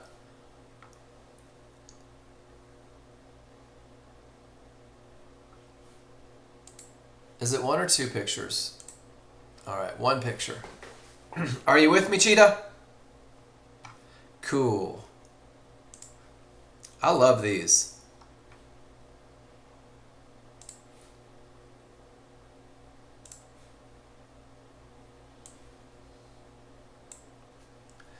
All right, so Cheetah, we're going to turn this into a couple lessons. And I think that you're going to like these lessons. I hope you do. And guys, this is why annotating your charts is going to pay huge dividends for you in the long run. So you told me that you had odds favorable momentum. And I love that you're looking for that, right? But Cheetah, what you really had, and let me go back to the actual lesson that we use every day for it. And I think that you'll dig this. And Cheetah, you may benefit from going through and taking those pictures of strong triggers, weak triggers. Because there's two looks when we're talking about trigger lines. There's separation between the small and large. And this lets me know that I have odds favorable. That the odds are favorable for the market to continue. And it relies on that separation. It relies on that split between triggers. And then when the small triggers work their way inside, well, hell, anything can happen, up or down. It becomes kind of a crapshoot. So let me give you this picture. And the reason that I go back to this lesson is because, whoops, that is not a shape. That's a call-out box. My bad. Get off of there. There we go. Because what you actually have here are anything can happen triggers. Does that make sense? Your odds favorable momentum was down here. That was your best of the best down here. That was the market that says, man, Cheetah, we're going to crank like a scratcher all the way up. And then this one, okay typically means, and I'm not saying that it means this in your case, but okay means shut up, Mark, I'm uncomfortable with you pointing this out, and just go on. Okay, cool. So Rockstar, weak. And that's okay, because sometimes weak triggers, you're still in a good spot. And you nailed it. I know. Right on. You nailed it on the clear path, right? Because price didn't reach the area. Price cleared the area. I mean, that's freaking amazing. So momentum, a little bit of work, right? Clear path, absolutely. Beautiful. And then I want to do this, because this is one of my favorite things to do. I build this with the the capture software. But I really think that if you build one of these on your desktop, guys, because everything's about advantages, right? So I'm going to use the call out real quick, and you didn't have momentum. So I'm going to block that one out. 33% of your advantages are gone. You do have a clear path, so right on. So let's let the entry area be the tiebreaker. And the rules say that we're going to use a limit order at areas inside of triggers. So when we go to, your chart, I literally love the language on this one, because what you said was entry area at the pullback. When the rules say enter at an area inside of triggers. Or we could change that to buy a pullback so that we keep it consistent with your language. Buy a pullback at an area inside of triggers. And why is that? Because the triggers are where I expect the market to the price bars to come back to, right, Cheetah? Did you follow that lesson from entries? Price loves to come back to the large triggers.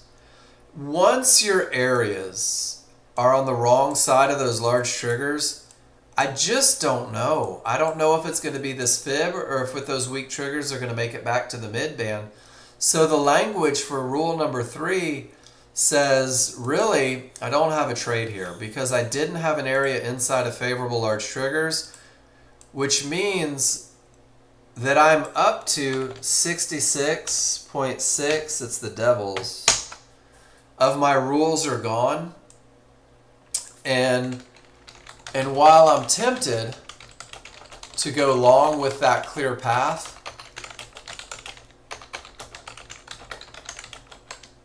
I've sacrificed 66% of what it takes to get me in a trade. And all this becomes really is this idea that if your only concept is rules met, if your only reason for taking a trade is because I have advantages, once you get to 66% of advantages gone, it really, you're just kind of hoping. Does that make sense? I love this picture because I really do think that language is important. I really do think that those basics really start to pay dividends and put you in a position where you're just like, F it, I don't want it. That's not perfect.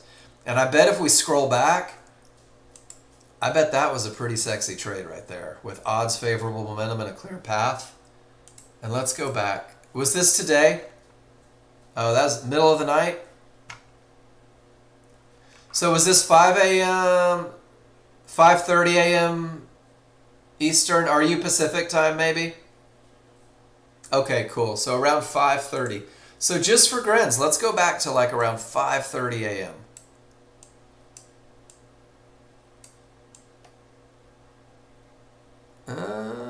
Where was that tail? Was that it? That might have been it. I'm not sure. That doesn't quite look the same.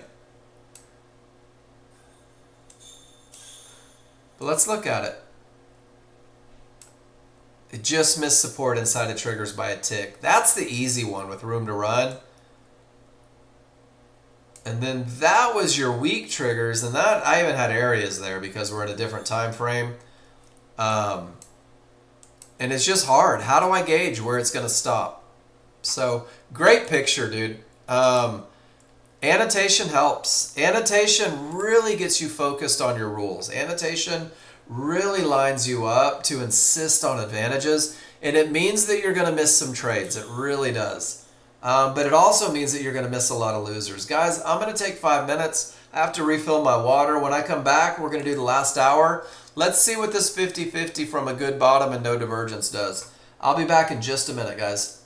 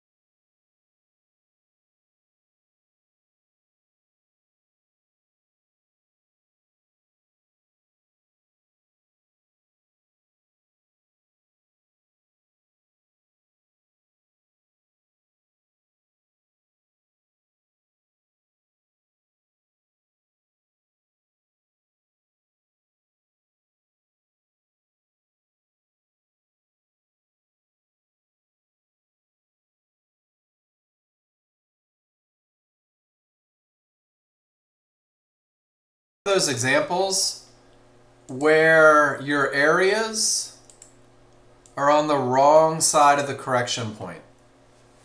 Can you guys give me a why if you see it? You have momentum. It has the potential to break, but the only areas are on the wrong side of the correction. Can you guys give me a why if you see that? Because I don't know where it's going to stop from, guys. It might go up from here. And there's a reversal bar. So if you waited for confirmation, at least you have your risk. But you just don't know. You just don't know. And it becomes a lower probability scenario. So I wanted to show that because that happens a lot. And guys, being willing to miss trades, it takes some practice, if you will. It's hard to feel like you're missing out. It's hard to feel like the market's going without you. We get abandonment issues and all those sort of things. So it turns out to be a good lesson.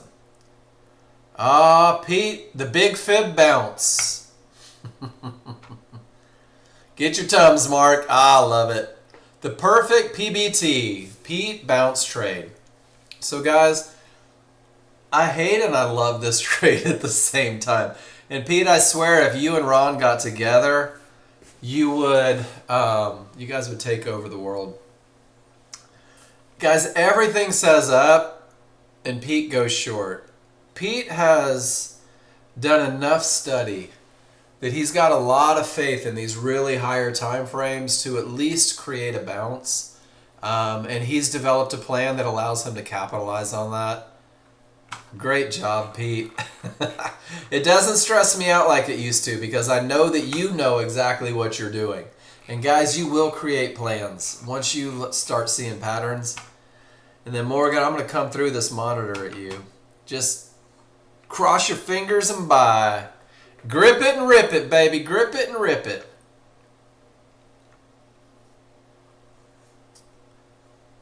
All right, let me see who this was. Was this Clara? Is that right?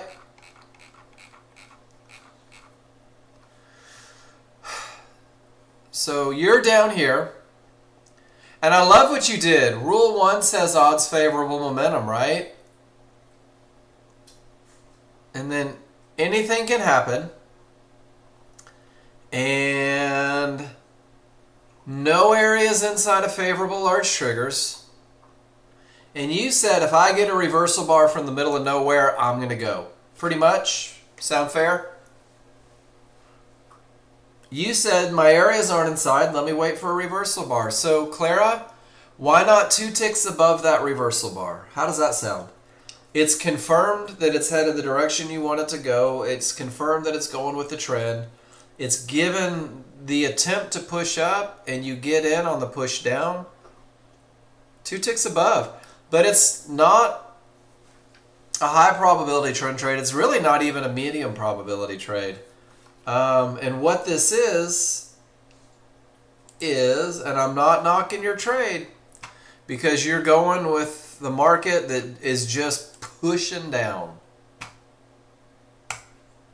This is that same thing where you're relying on one factor for entry, one advantage that we learn, but because you at least let it head in the direction, you've got your established risk to go with that big push, to go with that trend, to go with that market that is coming off of that key decision-making point and screaming to the downside. So I like it. And then you get out at the first trouble, and you get out at the second trouble.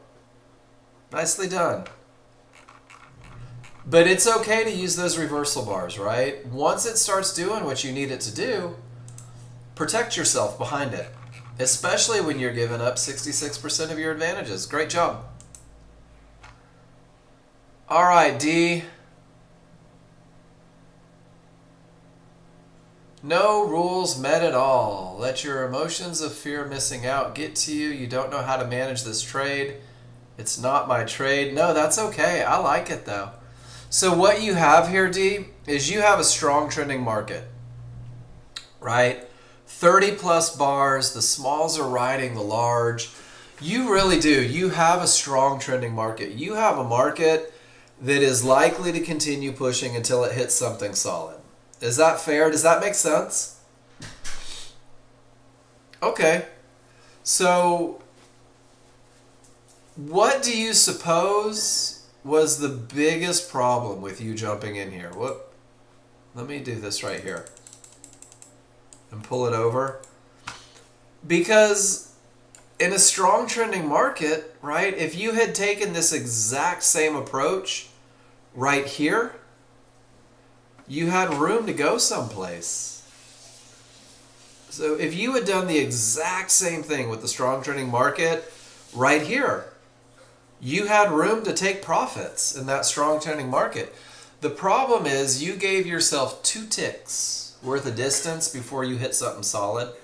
That's really the only thing that I can find on this one that is really detrimental, because the large crowd told you they wanted to go up. They were strong trending. They were smashing areas. Everything set up, and you just jumped in, right? But the one thing that you didn't do is give yourself room to make money. So on these strong trending markets, make sure you've got room to get to the next fib. Make sure you've got room to manage a trade. Make sure, even if it doesn't hit an area, do what like Clara did, right? Say, okay, we're strong trending, and once they start back up in the direction of that trend, then I'll jump in with room to the target. Does that make sense? And I agree, it's probably not your trade yet because you're not sure how to take it, but keep taking these pictures because that might be your trade one day. And you'll probably do it even better. So thank you for sharing that. And then guys, Paul's chart's not opening, but it looks like it's a 50-50 from a bad bottom. And he said no thanks, and I tend to agree with that. All right, Joel.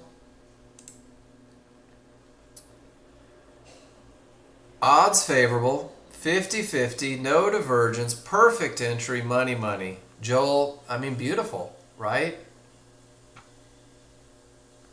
The only thing you don't have is the good bottom. You knew that. But because of no divergence, super strong, tiny risk, perfect stop placement, and just amazing all the way up. Joel, beautiful.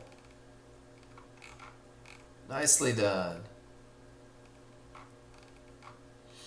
All right, scrolling through. And guess what, ladies and gentlemen? We have reached the end of all your pictures.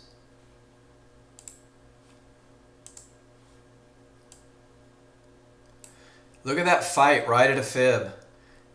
If you took confirmation with no divergence, you might have made a little money. Once divergence hits, it's going south. 2 divergences, everything is changing. And guys, it may break, but I think that this is pretty amazing. And Jen gave us a picture earlier of this. When the path isn't clear, you can expect a fight. Decisions are made right at these key areas, guys. And what you don't see on the large chart, a lot of times you'll see on the small chart. You'll see those decisions being made right on the small chart. You'll see those fluctuations. So we've got about 45 minutes. Paul just gave us one. Let's see what he did.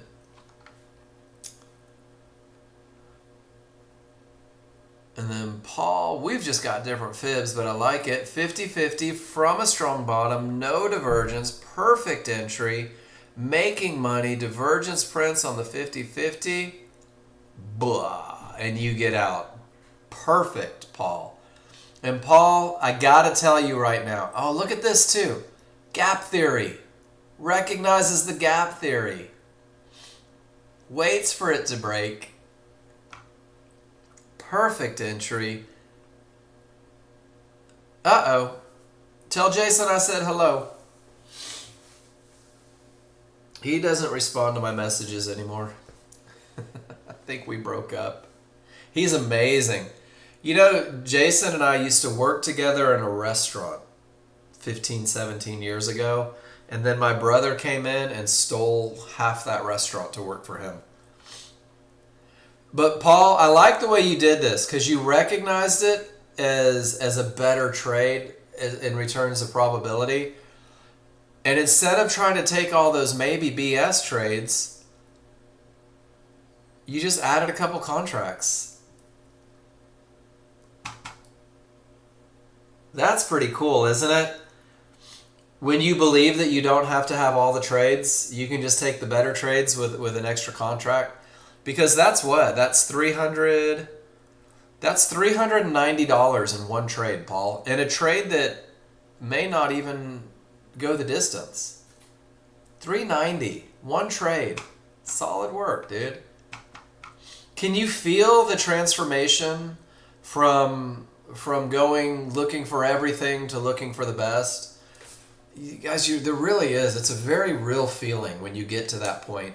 When you start to when you start to recognize that the plan works, and all you have to do is commit to it a little bit, and then your earning potential is endless, guys.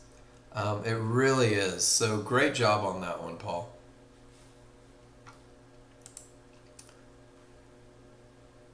And it's still 50-50, and two divergences appears to be killing the good time. Morgan, let's see what you did.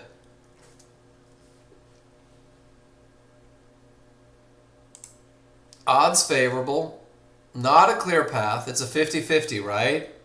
One divergence, perfect entry. And you said, dude, it's not perfect. Let me make $400 in a couple seconds and just get the hell out of the trade. So Morgan, you get the exact same praise that I just laid on Paul. Isn't it awesome how great entries create the ability to make money? How momentum creates the ability to make money? How patience, right? You didn't take the maybe, even though you joked about just buy and pray. You took the one from the area inside of favorable large triggers, and you didn't hope that it would go forever. You just make $400 real quick. Can I go back to that sheet? I want you guys to see this. Morgan, you took one trade in 20 seconds, right? You waited for your rules to be met rather than trying to trade all the I hope this stuff works out.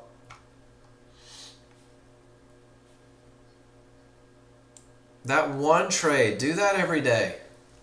It puts you on a path to six figures. I don't know about you guys. I think that's pretty amazing. When you can be active for 20 freaking seconds and make six figures. Or at least have the potential to, right? And Morgan, you're just going to get better at this every day. But I think what you're learning is exactly what Paul's learning. Is that you don't have to be in all the trades to make money.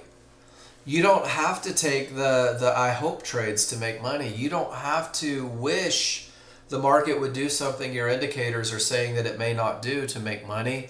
And then once you develop that patience, and man, that's the hard part. Once you develop that patience, it starts to work out for you. It really does. So great trade, dude. I love it. Great management. It's not perfect. Let me get paid. I think that's probably one of the most valuable phrases ever. It's not perfect. Let me get paid. And then if you didn't believe it, guys, two divergences on a 50-50, I don't care how strong that bottom is. Advantage gone. So here's one of the questions. Watch this. You want to see how I do patterns? Ollie, I'm going to show you what happened here if he's trading crude. Oh, where'd it go? What Ollie just did, I bet. If you're trading crude, Ollie, I bet I got it. Ollie said, there's the gap theory, and it's likely to close the gap. Let me wait for a market flow signal to initiate a long trade to close the gap. Let's see. There's the gap theory. Let me wait. Oh, you took it later. Dang it, I thought that would be you right there. So let's see what happens. Termination. Odds favorable momentum. Missed getting your price, but you said everything is still perfect. Let me get it on the retest. Great heads up trading, Ollie. Odds favorable, guys. Strong bottom. Didn't even get it, but the market said, dude, Ollie, you're a swell fella. Let me come back for you. Quick profits, easy profits. No reason to exit on this fluctuation. Out at the termination. Absolutely love it. Great trade, man. I mean, momentum for the win, right, guys? Trading from areas for the win.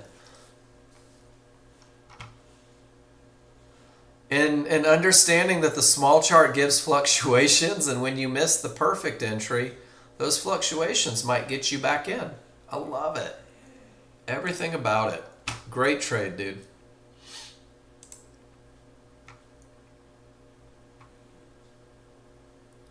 Man. Directly into support though, right? Guys, is support going to hold with all the triggers above it? I don't know. But I'm probably not going short into it, especially with my large triggers up. But I don't have odds favorable momentum, and I don't have a clear path, and I don't have a clear path, and oh man, I should probably go make a sandwich. I should probably go walk the dog. I should probably pour another cup of coffee and see if I can get all jittery. We got about 25 minutes, guys. What do you want to talk about? We got 30 minutes. What do you want to talk about? Crude oil is in the official, I can't seem to find a rule met phase. Who has an opinion? Let's play the opinion game. Is it going to go up or down? What do you guys think? Is this market going to continue up, or is that the end of the road? Does anybody know for sure? I don't have any idea. Anything can happen. So my chart reading says that divergences on a 50-50, it may push lower. The small triggers coming down with the small chart showing change. I would say that our next decision-making point will probably be somewhere around the mid-band if they get below fibs and stay below fibs. Doug, you say it's going down? But what about those large triggers that are still up? What about those small triggers that are still above the large triggers? What about all the triggers being above support? None of that phases you? It's a good way to get it to go up. I love that. All right. Gary says he's 100% certain that crude oil will go up or down from here. I agree. Gary, I think you nailed it. 100% certain it'll either go up or down. I love it.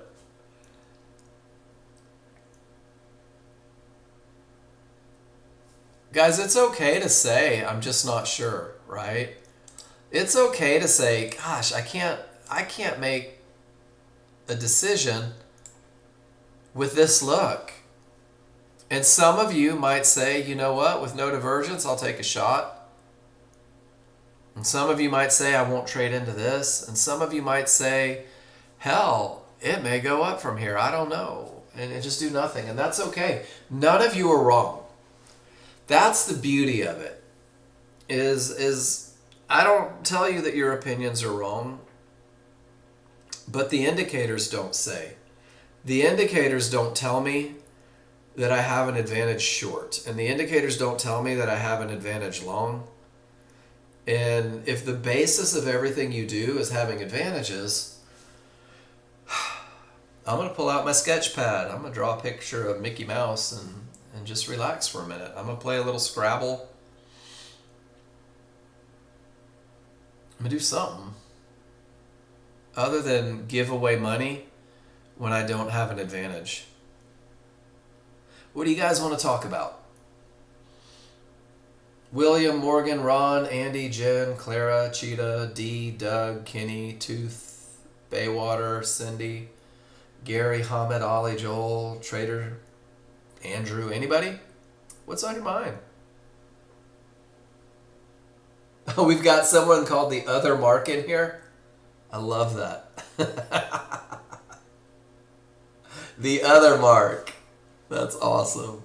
The cooler, better looking Mark. I'm sure. No doubt in my mind on that one.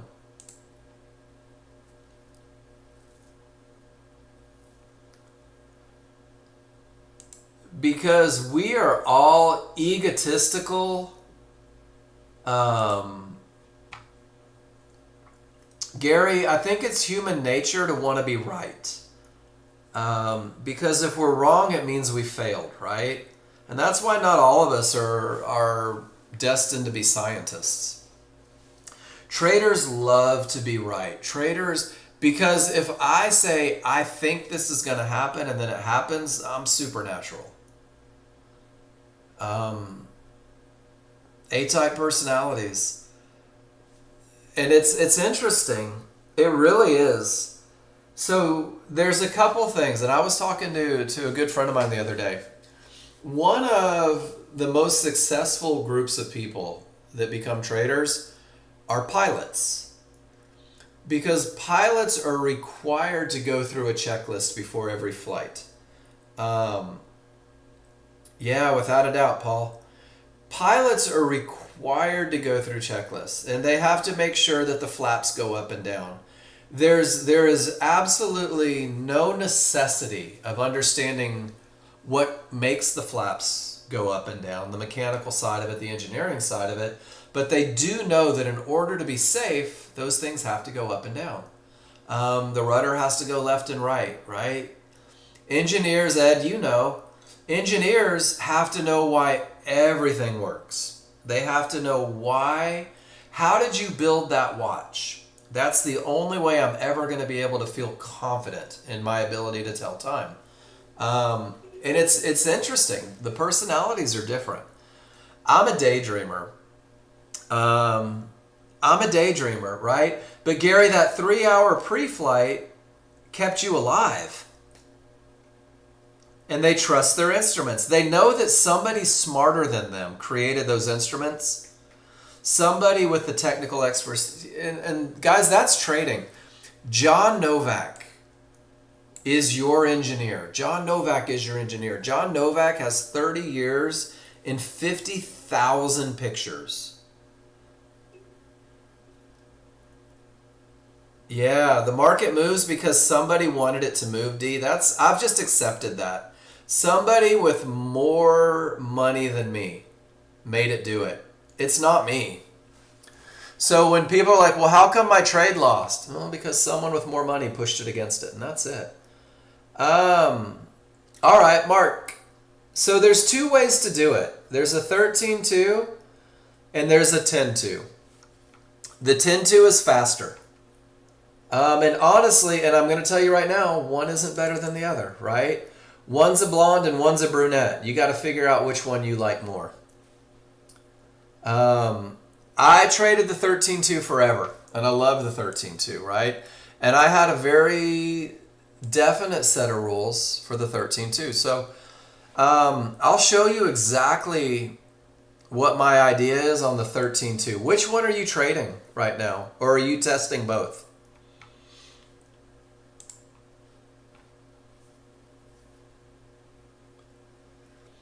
And my first approach to this monster is making sure that I understand the large chart rules and respecting them like they were pit bulls holding machine guns. So the rules on the large chart are the same, Mark. Odds favorable, momentum, clear path. And the NASDAQ is such a volatile market that if you don't have large chart rules, you're going to get whipsawed all over the place. And I'm telling you this right now because I've done it. So there's two things that I think about on the 13-2. This is your 13-2 trade. Is when price pulls back to an area for a high probability trend trade. And this is the only thing that I'm talking about, Mark, is a high probability trend trade. Yep, I am Eastern, Jen. Well, my computer's Eastern. I'm Central. You're welcome. Mark, if I reach my area for entry, are you comfortable with the high probability trend trade rules? Let me ask that first. Are you comfortable areas inside of favorable large triggers? Okay, cool. So on the 13.2, when I get to this area, I'm paying attention to my small triggers. Are you comfortable with the reversal bar marker? And how it behaves and what it does? Gary, you have a picture for everything. I love it.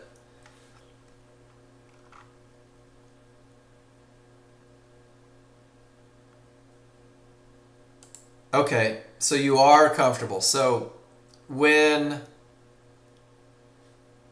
We'll do this one first. So when I reach an area, I'm using that reversal bar marker to make a decision on the 13.2. This is the 13.2. When I'm looking for a long trade, when price reaches my area inside of favorable large triggers, I want to know where the triggers are, the small triggers are, in relation to that reversal bar marker. And if they are above the reversal bar marker, more than a full bar away mark, I'm in at the area without hesitation. If they are below the reversal bar marker, then what my rules say are that I have to wait for a close on the correct side of the small triggers. Because on the NASDAQ, the 13.2 is your small chart. And that's the large chart on crude oil. That's the large chart on the S&P, on the RTY, on gold, on all those different. So I don't want to fight this immediate momentum. And you'll notice a lot of the times that when the smalls are strong against it, they'll literally act as resistance and keep pushing down. You're in that momentum phase against your trade. But if you patiently wait for the close on the correct side, not the reversal bar, but the close on the correct side, what it does is it puts you on the correct side of that momentum, and it tends to work out well for you. But if you get to that area and the small triggers are a full bar away, I love getting in at the area, because even if those trigger lines react as resistance, I've got virtually no risk on the trade. And man, these ideas, and there's a lot of them in here, are right here in the yellow section on the spreadsheet that I give out every day. So let me drop the spreadsheet again in case you don't have it. And man, I've blown out a lot of accounts learning these lessons. And I had to go back and I had to do that thing where I started looking at my trades and the common things. And then on the 10-2, if you decide to do the 10-2, it's a little bit faster. So one, be good with the speed. That's important. But my entry rules on the 10-2 are basically, I'm just going to trade it normal. If I've got an area inside of favorable large triggers, I'm in. Unless there's a divergence on the reversal bar. And if there's a divergence on the reversal bar, then I'm insisting on a reversal bar to get me into the trade. And that's really the only difference. And that's the 10-2. No worries. It's the old 6 of one, half dozen of the other concept. And this is a good example, right? This is the NASDAQ and everything's down, and this is a 10-2. No divergence, I'm in at the area. Divergence prints, I have to wait for that reversal bar. And that's it. So, but for the 13-2, if you decide to stay in that realm,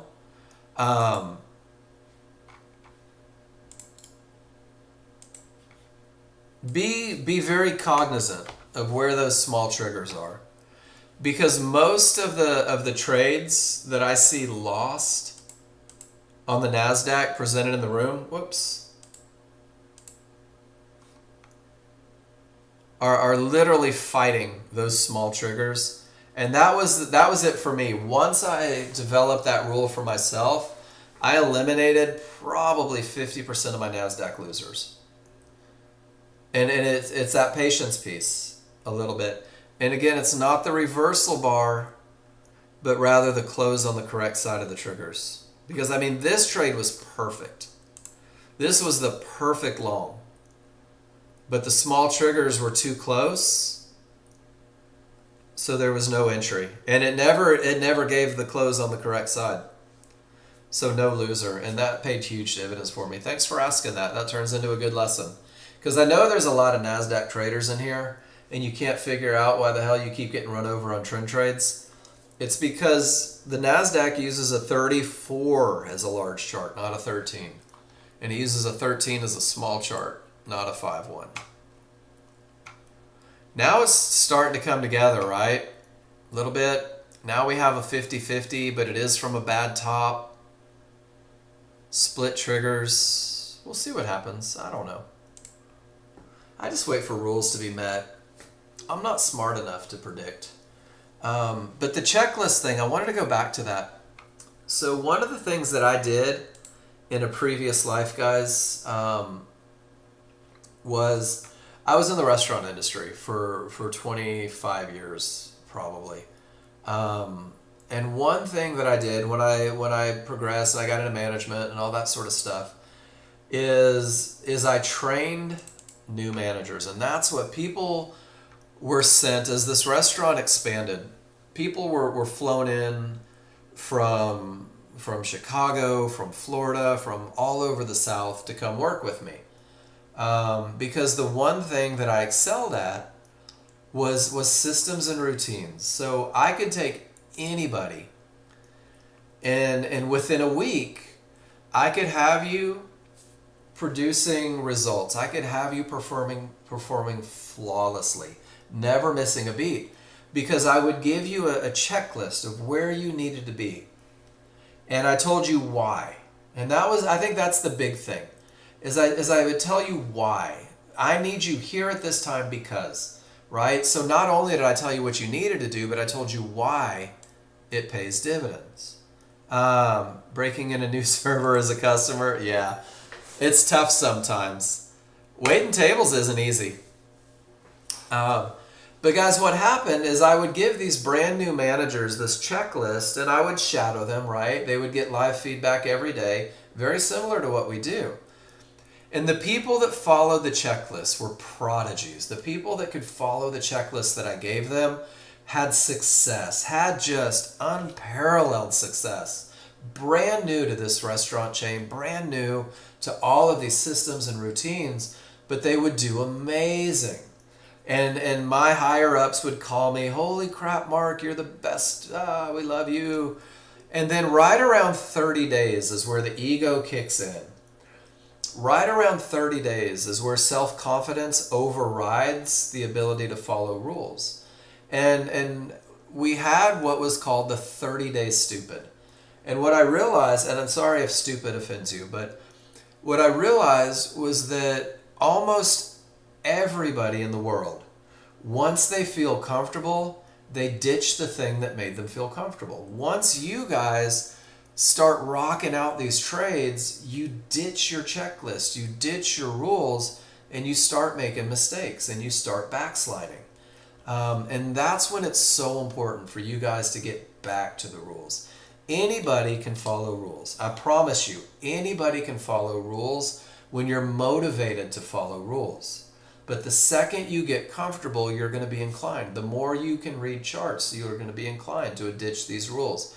So know that that's a thing and police yourself when you find yourself breaking outside of your plan, guys. And this is why you have to have a plan. This is why you have to know exactly what it's going to take to get you into the market, why you have to know exactly what it's going to take to get you out of the market.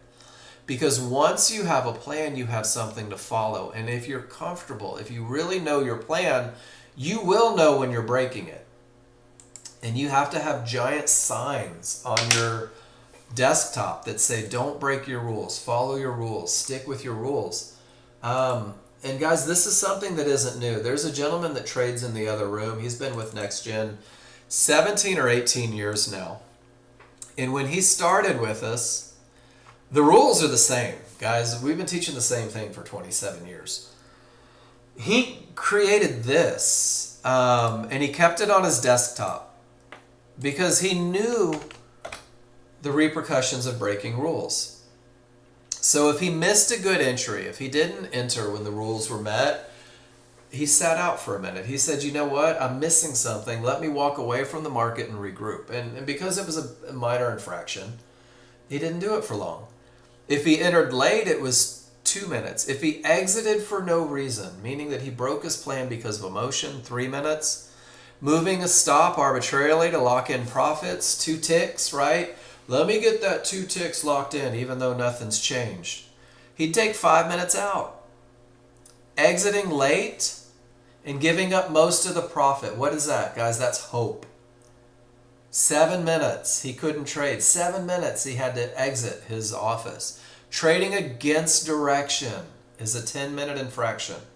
Trading against an area is a 15-minute infraction. Trading against both, he would kick himself out of the room for the day, guys. Remember when I said that everybody has a thing and you've got to identify your thing? Guys, this is a great way to hold yourself accountable. Build something like this for you. Or heck, steal this one. We give you everything. And I can tell you right now that the gentleman that wrote this is a fantastic trader. And when you look at his trades, he has about 2 trades. That's it. 2 trades. But he trades so well that he trades for 9 months every year. And for 3 months every year, he vacations and visits family. And he literally takes 90 days out of the market every year in succession. Because he can afford to, because he follows his plan. I love this thing, guys. Print it out, put it on your desktop. And it takes a while. You've got to know your rules before you know if you're breaking them, which is why we talk about rules every day. You have to know what it looks like to have your rules met, which is why we talk about taking pictures every day. I promise you, what we do isn't difficult. Learning these looks isn't difficult. Recognizing momentum isn't difficult. Entries aren't difficult. What's difficult is doing absolutely nothing when there's nothing to do. So that's, honest to goodness, guys, I wake up every day and I say follow rules. I don't say get paid. Hey, look, bad top, right to the mid band, right to support, and holy smokes, look at the bounce. Gary, you were right, up and down.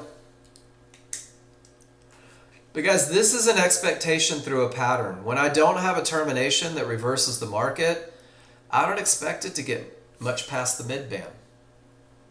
I don't expect it to break support when the triggers are above it, right? I'm not looking for an entry at a mid band hovering between 2 split ugly triggers into a termination without momentum. Do you guys see how sometimes there's just nothing to do? And you're going to see the market move and you're going to say, oh, how do I capture that? How do I get this money that doesn't fit my rules? And guys, you're going to try and you're going to get lucky every now and then. I swear there's cameras behind you. They let you get lucky every now and then. But rule adherence, guys. Commit to it. It's pretty cool. Pretty cool, pretty cool. We got a few minutes. What do you want to talk about? What's on your mind? What's your challenge? What's your major malfunction? Patience? Yep. D, I think that the more you focus on rules being met or not met, and if you say out loud, my rules aren't met, and then you just pull your hand off the mouse, it develops patience. It really does.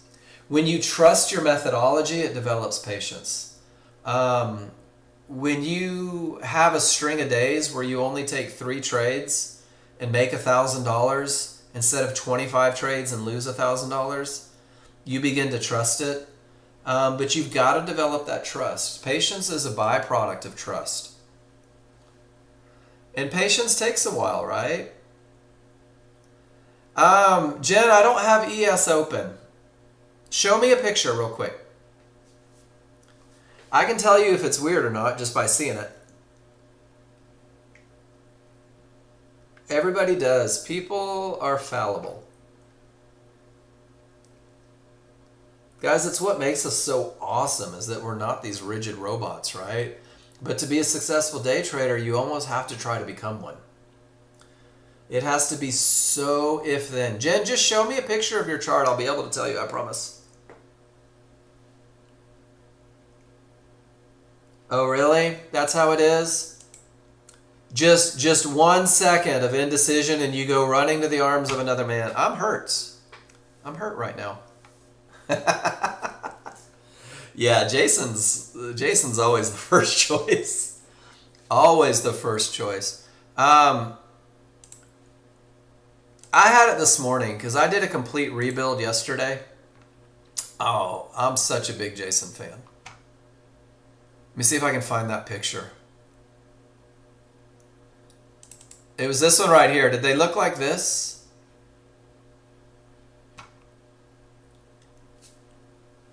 So yesterday I did a complete rebuild on all of my stuff.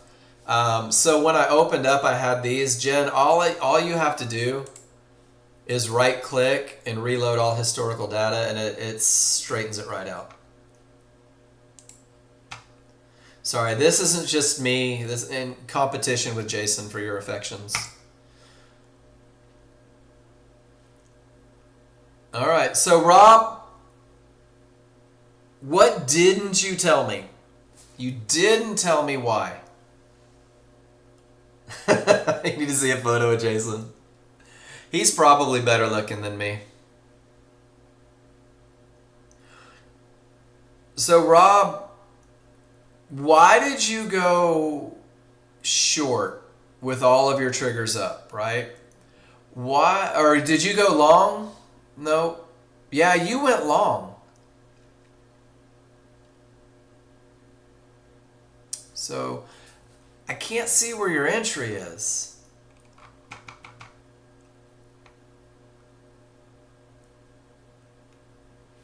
I can't, where did you enter? I know you entered at 28. And I love that you put $460 of risk on a trade directly into resistance. So, all right, guys, broken record time.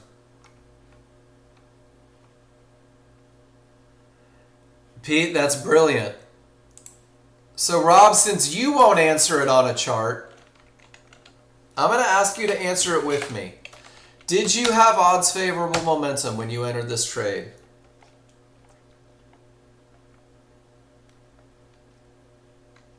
Because I can't see where you entered. I have no idea where you entered. Did you have a clear path? Did you have an area inside of triggers for entry?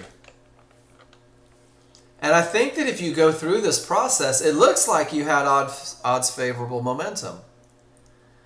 You may have had a clear path, but I feel comfortable saying that you probably didn't take a pullback to support inside of favorable large triggers.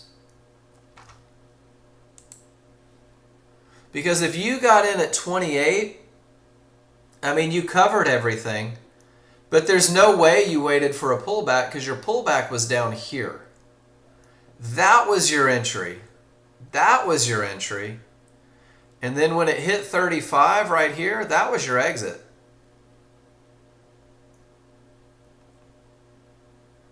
You thought odds favorable momentum would just smash right through that area? That's fair. I like the trust that you have in momentum. I do. Here's how you kill that. Go back and take 20 pictures. Odds favorable momentum directly into support. Odds favorable momentum directly into resistance. Odds favorable momentum directly into support. I love this stuff. Odds favorable momentum directly into a divergence high. Odds favorable momentum directly into a fib, giant retracement. And I'm not trying to beat anybody up, but guys, I had to do this too. Odds favorable momentum directly into support. Yeah, termination conditions, Rob. Momentum is only the first piece, right? Momentum is only the first piece of the puzzle. And Rob, momentum is kick-ass. But these fibs are freaking strong, dude. And there is such power in reaching an area and having absolutely no triggers break through. There is so much power, and that's perfect. So what you have to do, and then Rob, I'm not going to lie to you, man. The way your chart looks, and I could be wrong, but it looks like, and it's hard to see, that if you had entered on a pullback, you had room to go retest up by that fib. If you had entered right here at support, you had room to get up and make something happen. But then once you start getting divergences right off of those fibs, man, that's when things start going south. That's when it's problematic.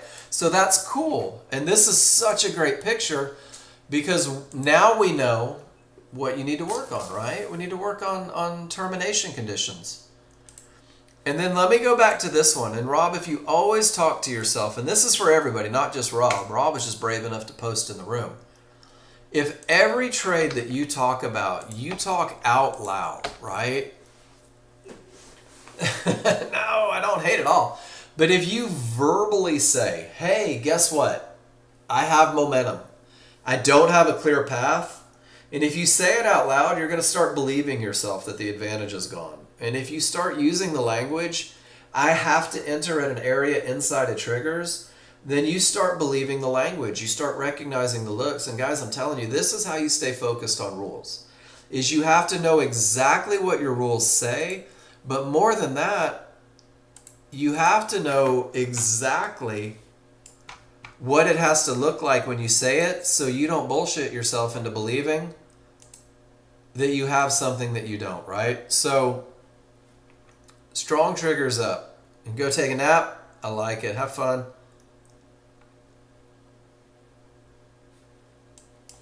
So when we talk about strong triggers up, smalls above the large, all green, space means strong, rule 1 met, momentum.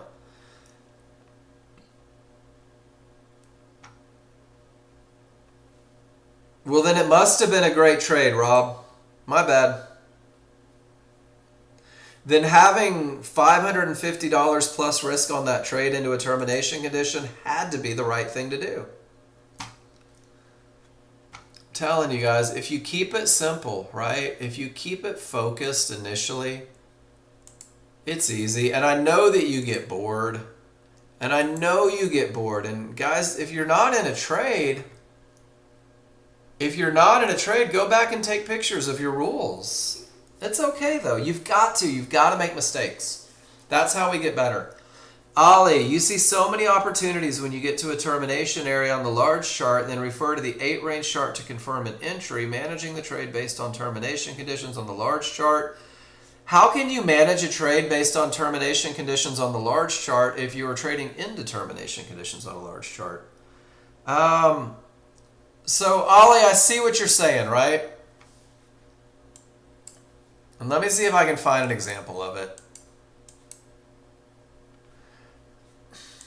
I don't know. I'm just seeing a bunch of your tech boyfriend sorted everything out. Awesome. I'm going to tell his wife, Katina. You know what, Ollie? I'll be interested to see what you have. Because you're not just arbitrarily trading into termination conditions, right? I mean, we just went through it. Stop the market, stop the market, stop the market, stopped it, stopped it, stopped it, stopped it, stopped it, stopped it, stopped it, stopped it, stopped it, which is awesome, right? So, Ollie, you know that termination conditions can jack it up. But you also know that they break sometimes. And guys, I'm saying all this out loud because I want you to understand exactly what he's doing. Is he saying, I know termination conditions suck. I know termination conditions create losers. I know termination conditions can stop forward progress. Let me see if there's a set of conditions that'll help me realize when they're more likely to break, right? So, Ollie, I can tell you right now as you do your research, one of the great things is absolutely no divergence on the pullback. Strong triggers, not weak triggers, coming from a strong top or bottom. So there's a lot of factors that go into it that you're going to have to look at, but those are just a couple as you do it. Let me see if I can save you some time. No divergence on the pullback. Odds favorable momentum on the pullback on the small chart. Make sure that your advantages are stacked up here. And then if you've got those conditions on the small chart, let your range chart be the tiebreaker looking for that confirmation bar. So maybe that'll help.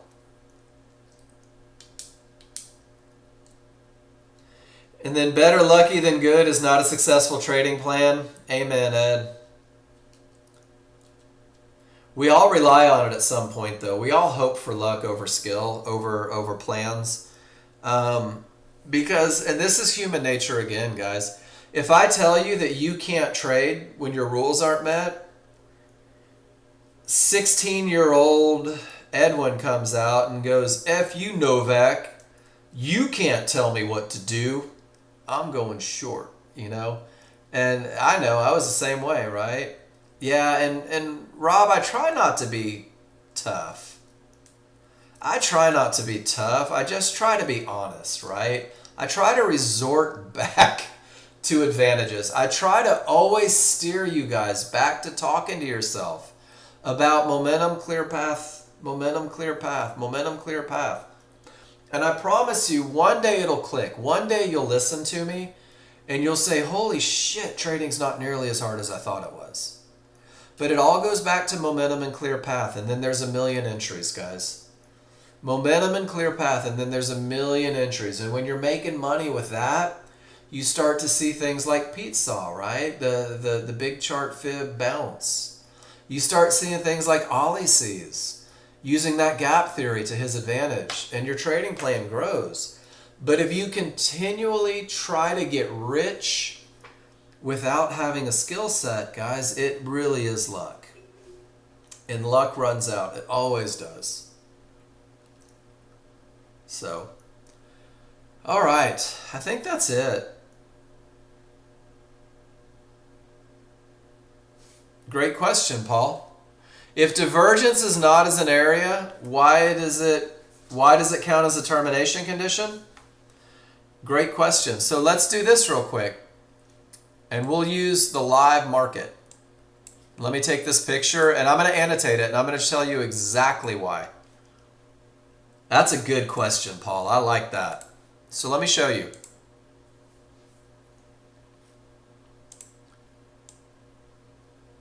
Not in an area, right? So what is this? This is nothing more than a loss of momentum. Guys, is everybody okay with that? It's nothing more than a loss of momentum. It's not some big catastrophic failure in the market. It means that right here, the buyers were in control.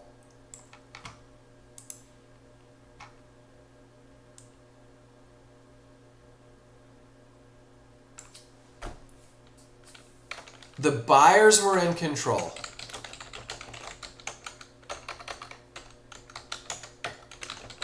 The sellers stopped them cold and stole all their momentum. Does that make sense?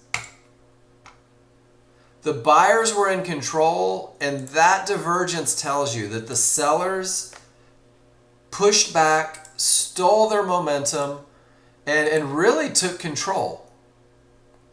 All the way down to support. And then the buyer said, hey, we weren't done. Let's come back up here. So Paul, this is not a termination condition, only a loss of momentum. But what this magenta line represents is that magenta line is the specific, exact spot where the sellers said F off, it's going down, right? Because the sellers are a little aggressive sometimes. It's also the spot where they may say, we told you to F off. This is the number you're not allowed to go past. And it may. So what we use, Paul, is those rules of termination conditions. If price reaches that line in the sand where the sellers already took control once and the triggers remain below, we have to believe that there might be some sellers there ready to fight. And that's exactly why termination conditions make their way into, or why that particular line, those divergence high and lows, that's why those lines are considered termination conditions. They are an exact spot where the sellers put a line in the sand. And it doesn't mean that they're obligated to hold, right? But if you go back historically, you begin to recognize how powerful they are. And if you go back historically, and I'm trying to find a few, what you'll see is that very often you do get those pivot stop outs. You do get those key areas. So it goes back to the idea that bad things can happen more than good things, so they made their way into the termination conditions. Make sense? It's a good question. And sometimes they break, and sometimes they don't. And sometimes fibs break, and sometimes they don't, right? But this is one of those key areas, so great stuff.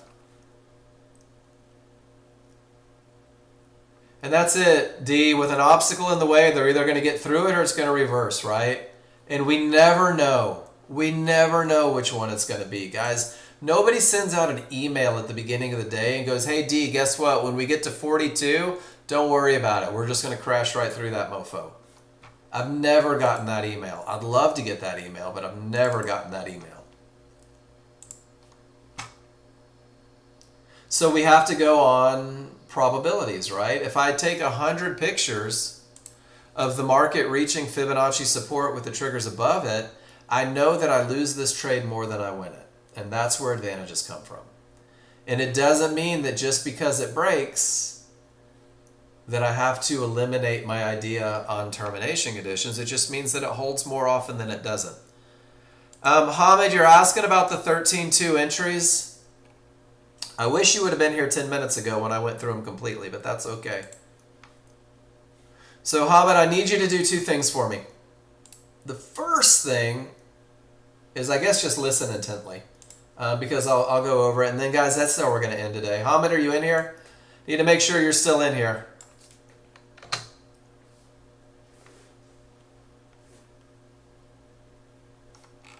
Okay, cool. Entry thoughts. NASDAQ 13.2.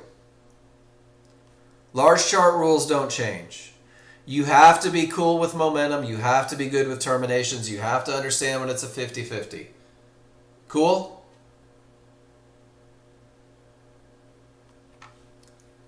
Here's the keys to the kingdom, Hamid. When price reaches my entry point, the same rules for a high probability trend trade. That's all I'm talking about right now. I have to look at where my small triggers are in relationship to the reversal bar marker. If they are above the reversal bar marker, I'll enter at the area. If they are below the reversal bar marker, I'll wait for a close on the correct side of the triggers. That's it. That's all it is. But it takes a little practice because the NASDAQ is freaking fast, man. It is so fast that it's hard to gauge a little bit. So you have to practice it. But go check out this. All of the yellow section, there's a lot of it on that 13.2, showing the bounces, stuff like that. And then, of course, man, post your pictures in the room. When you're trading NASDAQ and you feel like you're struggling, post them in the room. Let me help you. I've spent a lot of time in the NASDAQ. It's pretty much all I trade. And I'm very comfortable teaching NASDAQ lessons. Very comfortable teaching NASDAQ lessons. But it's easier for me to teach you guys if I can see what you're doing. If you show me how you're trading the NASDAQ. Show me your entry. Show me your trades. Because it might not even be the small triggers on the small chart that are killing you. You might be some Yahoo trading directly into areas, right? All right, strong bottom, odds favorable. You miss the entry. You got confirmation.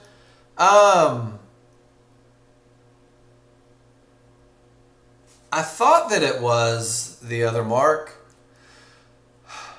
So what did it confirm? What was your confirmation? Did you have rules met? I hate that word confirmation without rules met. Confirmation isn't just a bar. Confirmation is exactly what it says it is. It is a bar confirming your entry from a rules-based trade. So you pulled back, right? But you never made the entry area. But it never made it there, right, Ollie? So you're not confirming anything. You're really not. What you're doing, yeah, but the antenna bar means jack. For a lack of better terms. Let me show you something right here. And here's the deal when people start incorporating range charts, because you believe that they're these magical fairies that just make great things happen for you. But no, see, you can't start adding things, right? Nice, Pete. I would be too. So, Ollie, did you enter because you had odds favorable momentum everywhere? Or did you enter because your rules were met, there was a problem, and you confirmed it? So, it's not a confirmation, but you're not confirming anything. It's just a reversal bar. And that's cool. I like it, right? So what you have here is an awesome pattern. One down, one up. Great reason to take a trade with odds favorable momentum on 3 charts. It's a momentum trade. This is also a great management tool when you have a clear path. So you have the down, but this has nothing to do with the areas. This has nothing to do with anything. This is a momentum-based trade, 100%. You're relying on momentum on 3 charts to get you in, and it's a beautiful trade. I got one last night that I responded to via direct message this morning, Rob. That's okay, but no, don't be sorry, because this is a language thing for me. I love it. I love it. But Rob, if you have tech issues, brother, go to Jason. He'll fix them quicker. I'll check my email, make sure I didn't miss something. You're using momentum on 3 charts, and this pattern right here, down up, it doesn't even need an antenna bar, Ollie. It doesn't need a white bar. It doesn't need a stranded seller. It's literally just a 1 down, 1 up with odds favorable, and then you use this for your reversal bar marker, for your stop placement as you go in. And Ollie, I'm going to tell you something pretty cool, is that you'll get to a point where you'll get this down bar and you'll just go ahead and enter. Anticipating with this look, continuation up. Does that make sense? And then what's cool, Ollie, is if you enter on the down bar when everything is screaming up, you know how you have that box around it right here? You'll literally chase the bottom of that box with your stop, and you'll find yourself with like 4 or 5 ticks of risk. It's pretty rad. John Novak has some videos on it, and it's a little advanced, but it takes advantage of these moves and gives you the opportunity to enter. Yeah, so I think you're doing it right. And I just think you're going to find opportunities to make even more money on these trades because you've got the look perfect. And you are waiting for that confirmation, and that's great. And eventually you'll begin to recognize patterns where you'll actually learn to trust it a little bit more. And it's kind of fun when you do that, for sure. Nice job, dude. I like it. I really do. I like what you did. It's just that momentum. It's that perfect pattern. It's beautiful. And the cool thing is, Ollie, is when you have like a totally clear path and you're like, man, I'm holding this one for the duration. you can use this down up pattern or up down going the other way, and you can use it to keep moving stops all the way through. Great stuff. Mark, let me double check. Going to YouTube. I think it's on there. Paul, take care. Guys, everybody take care. Let me go to Nexgen. Let me go to live. And it looks like I missed it. Yikes.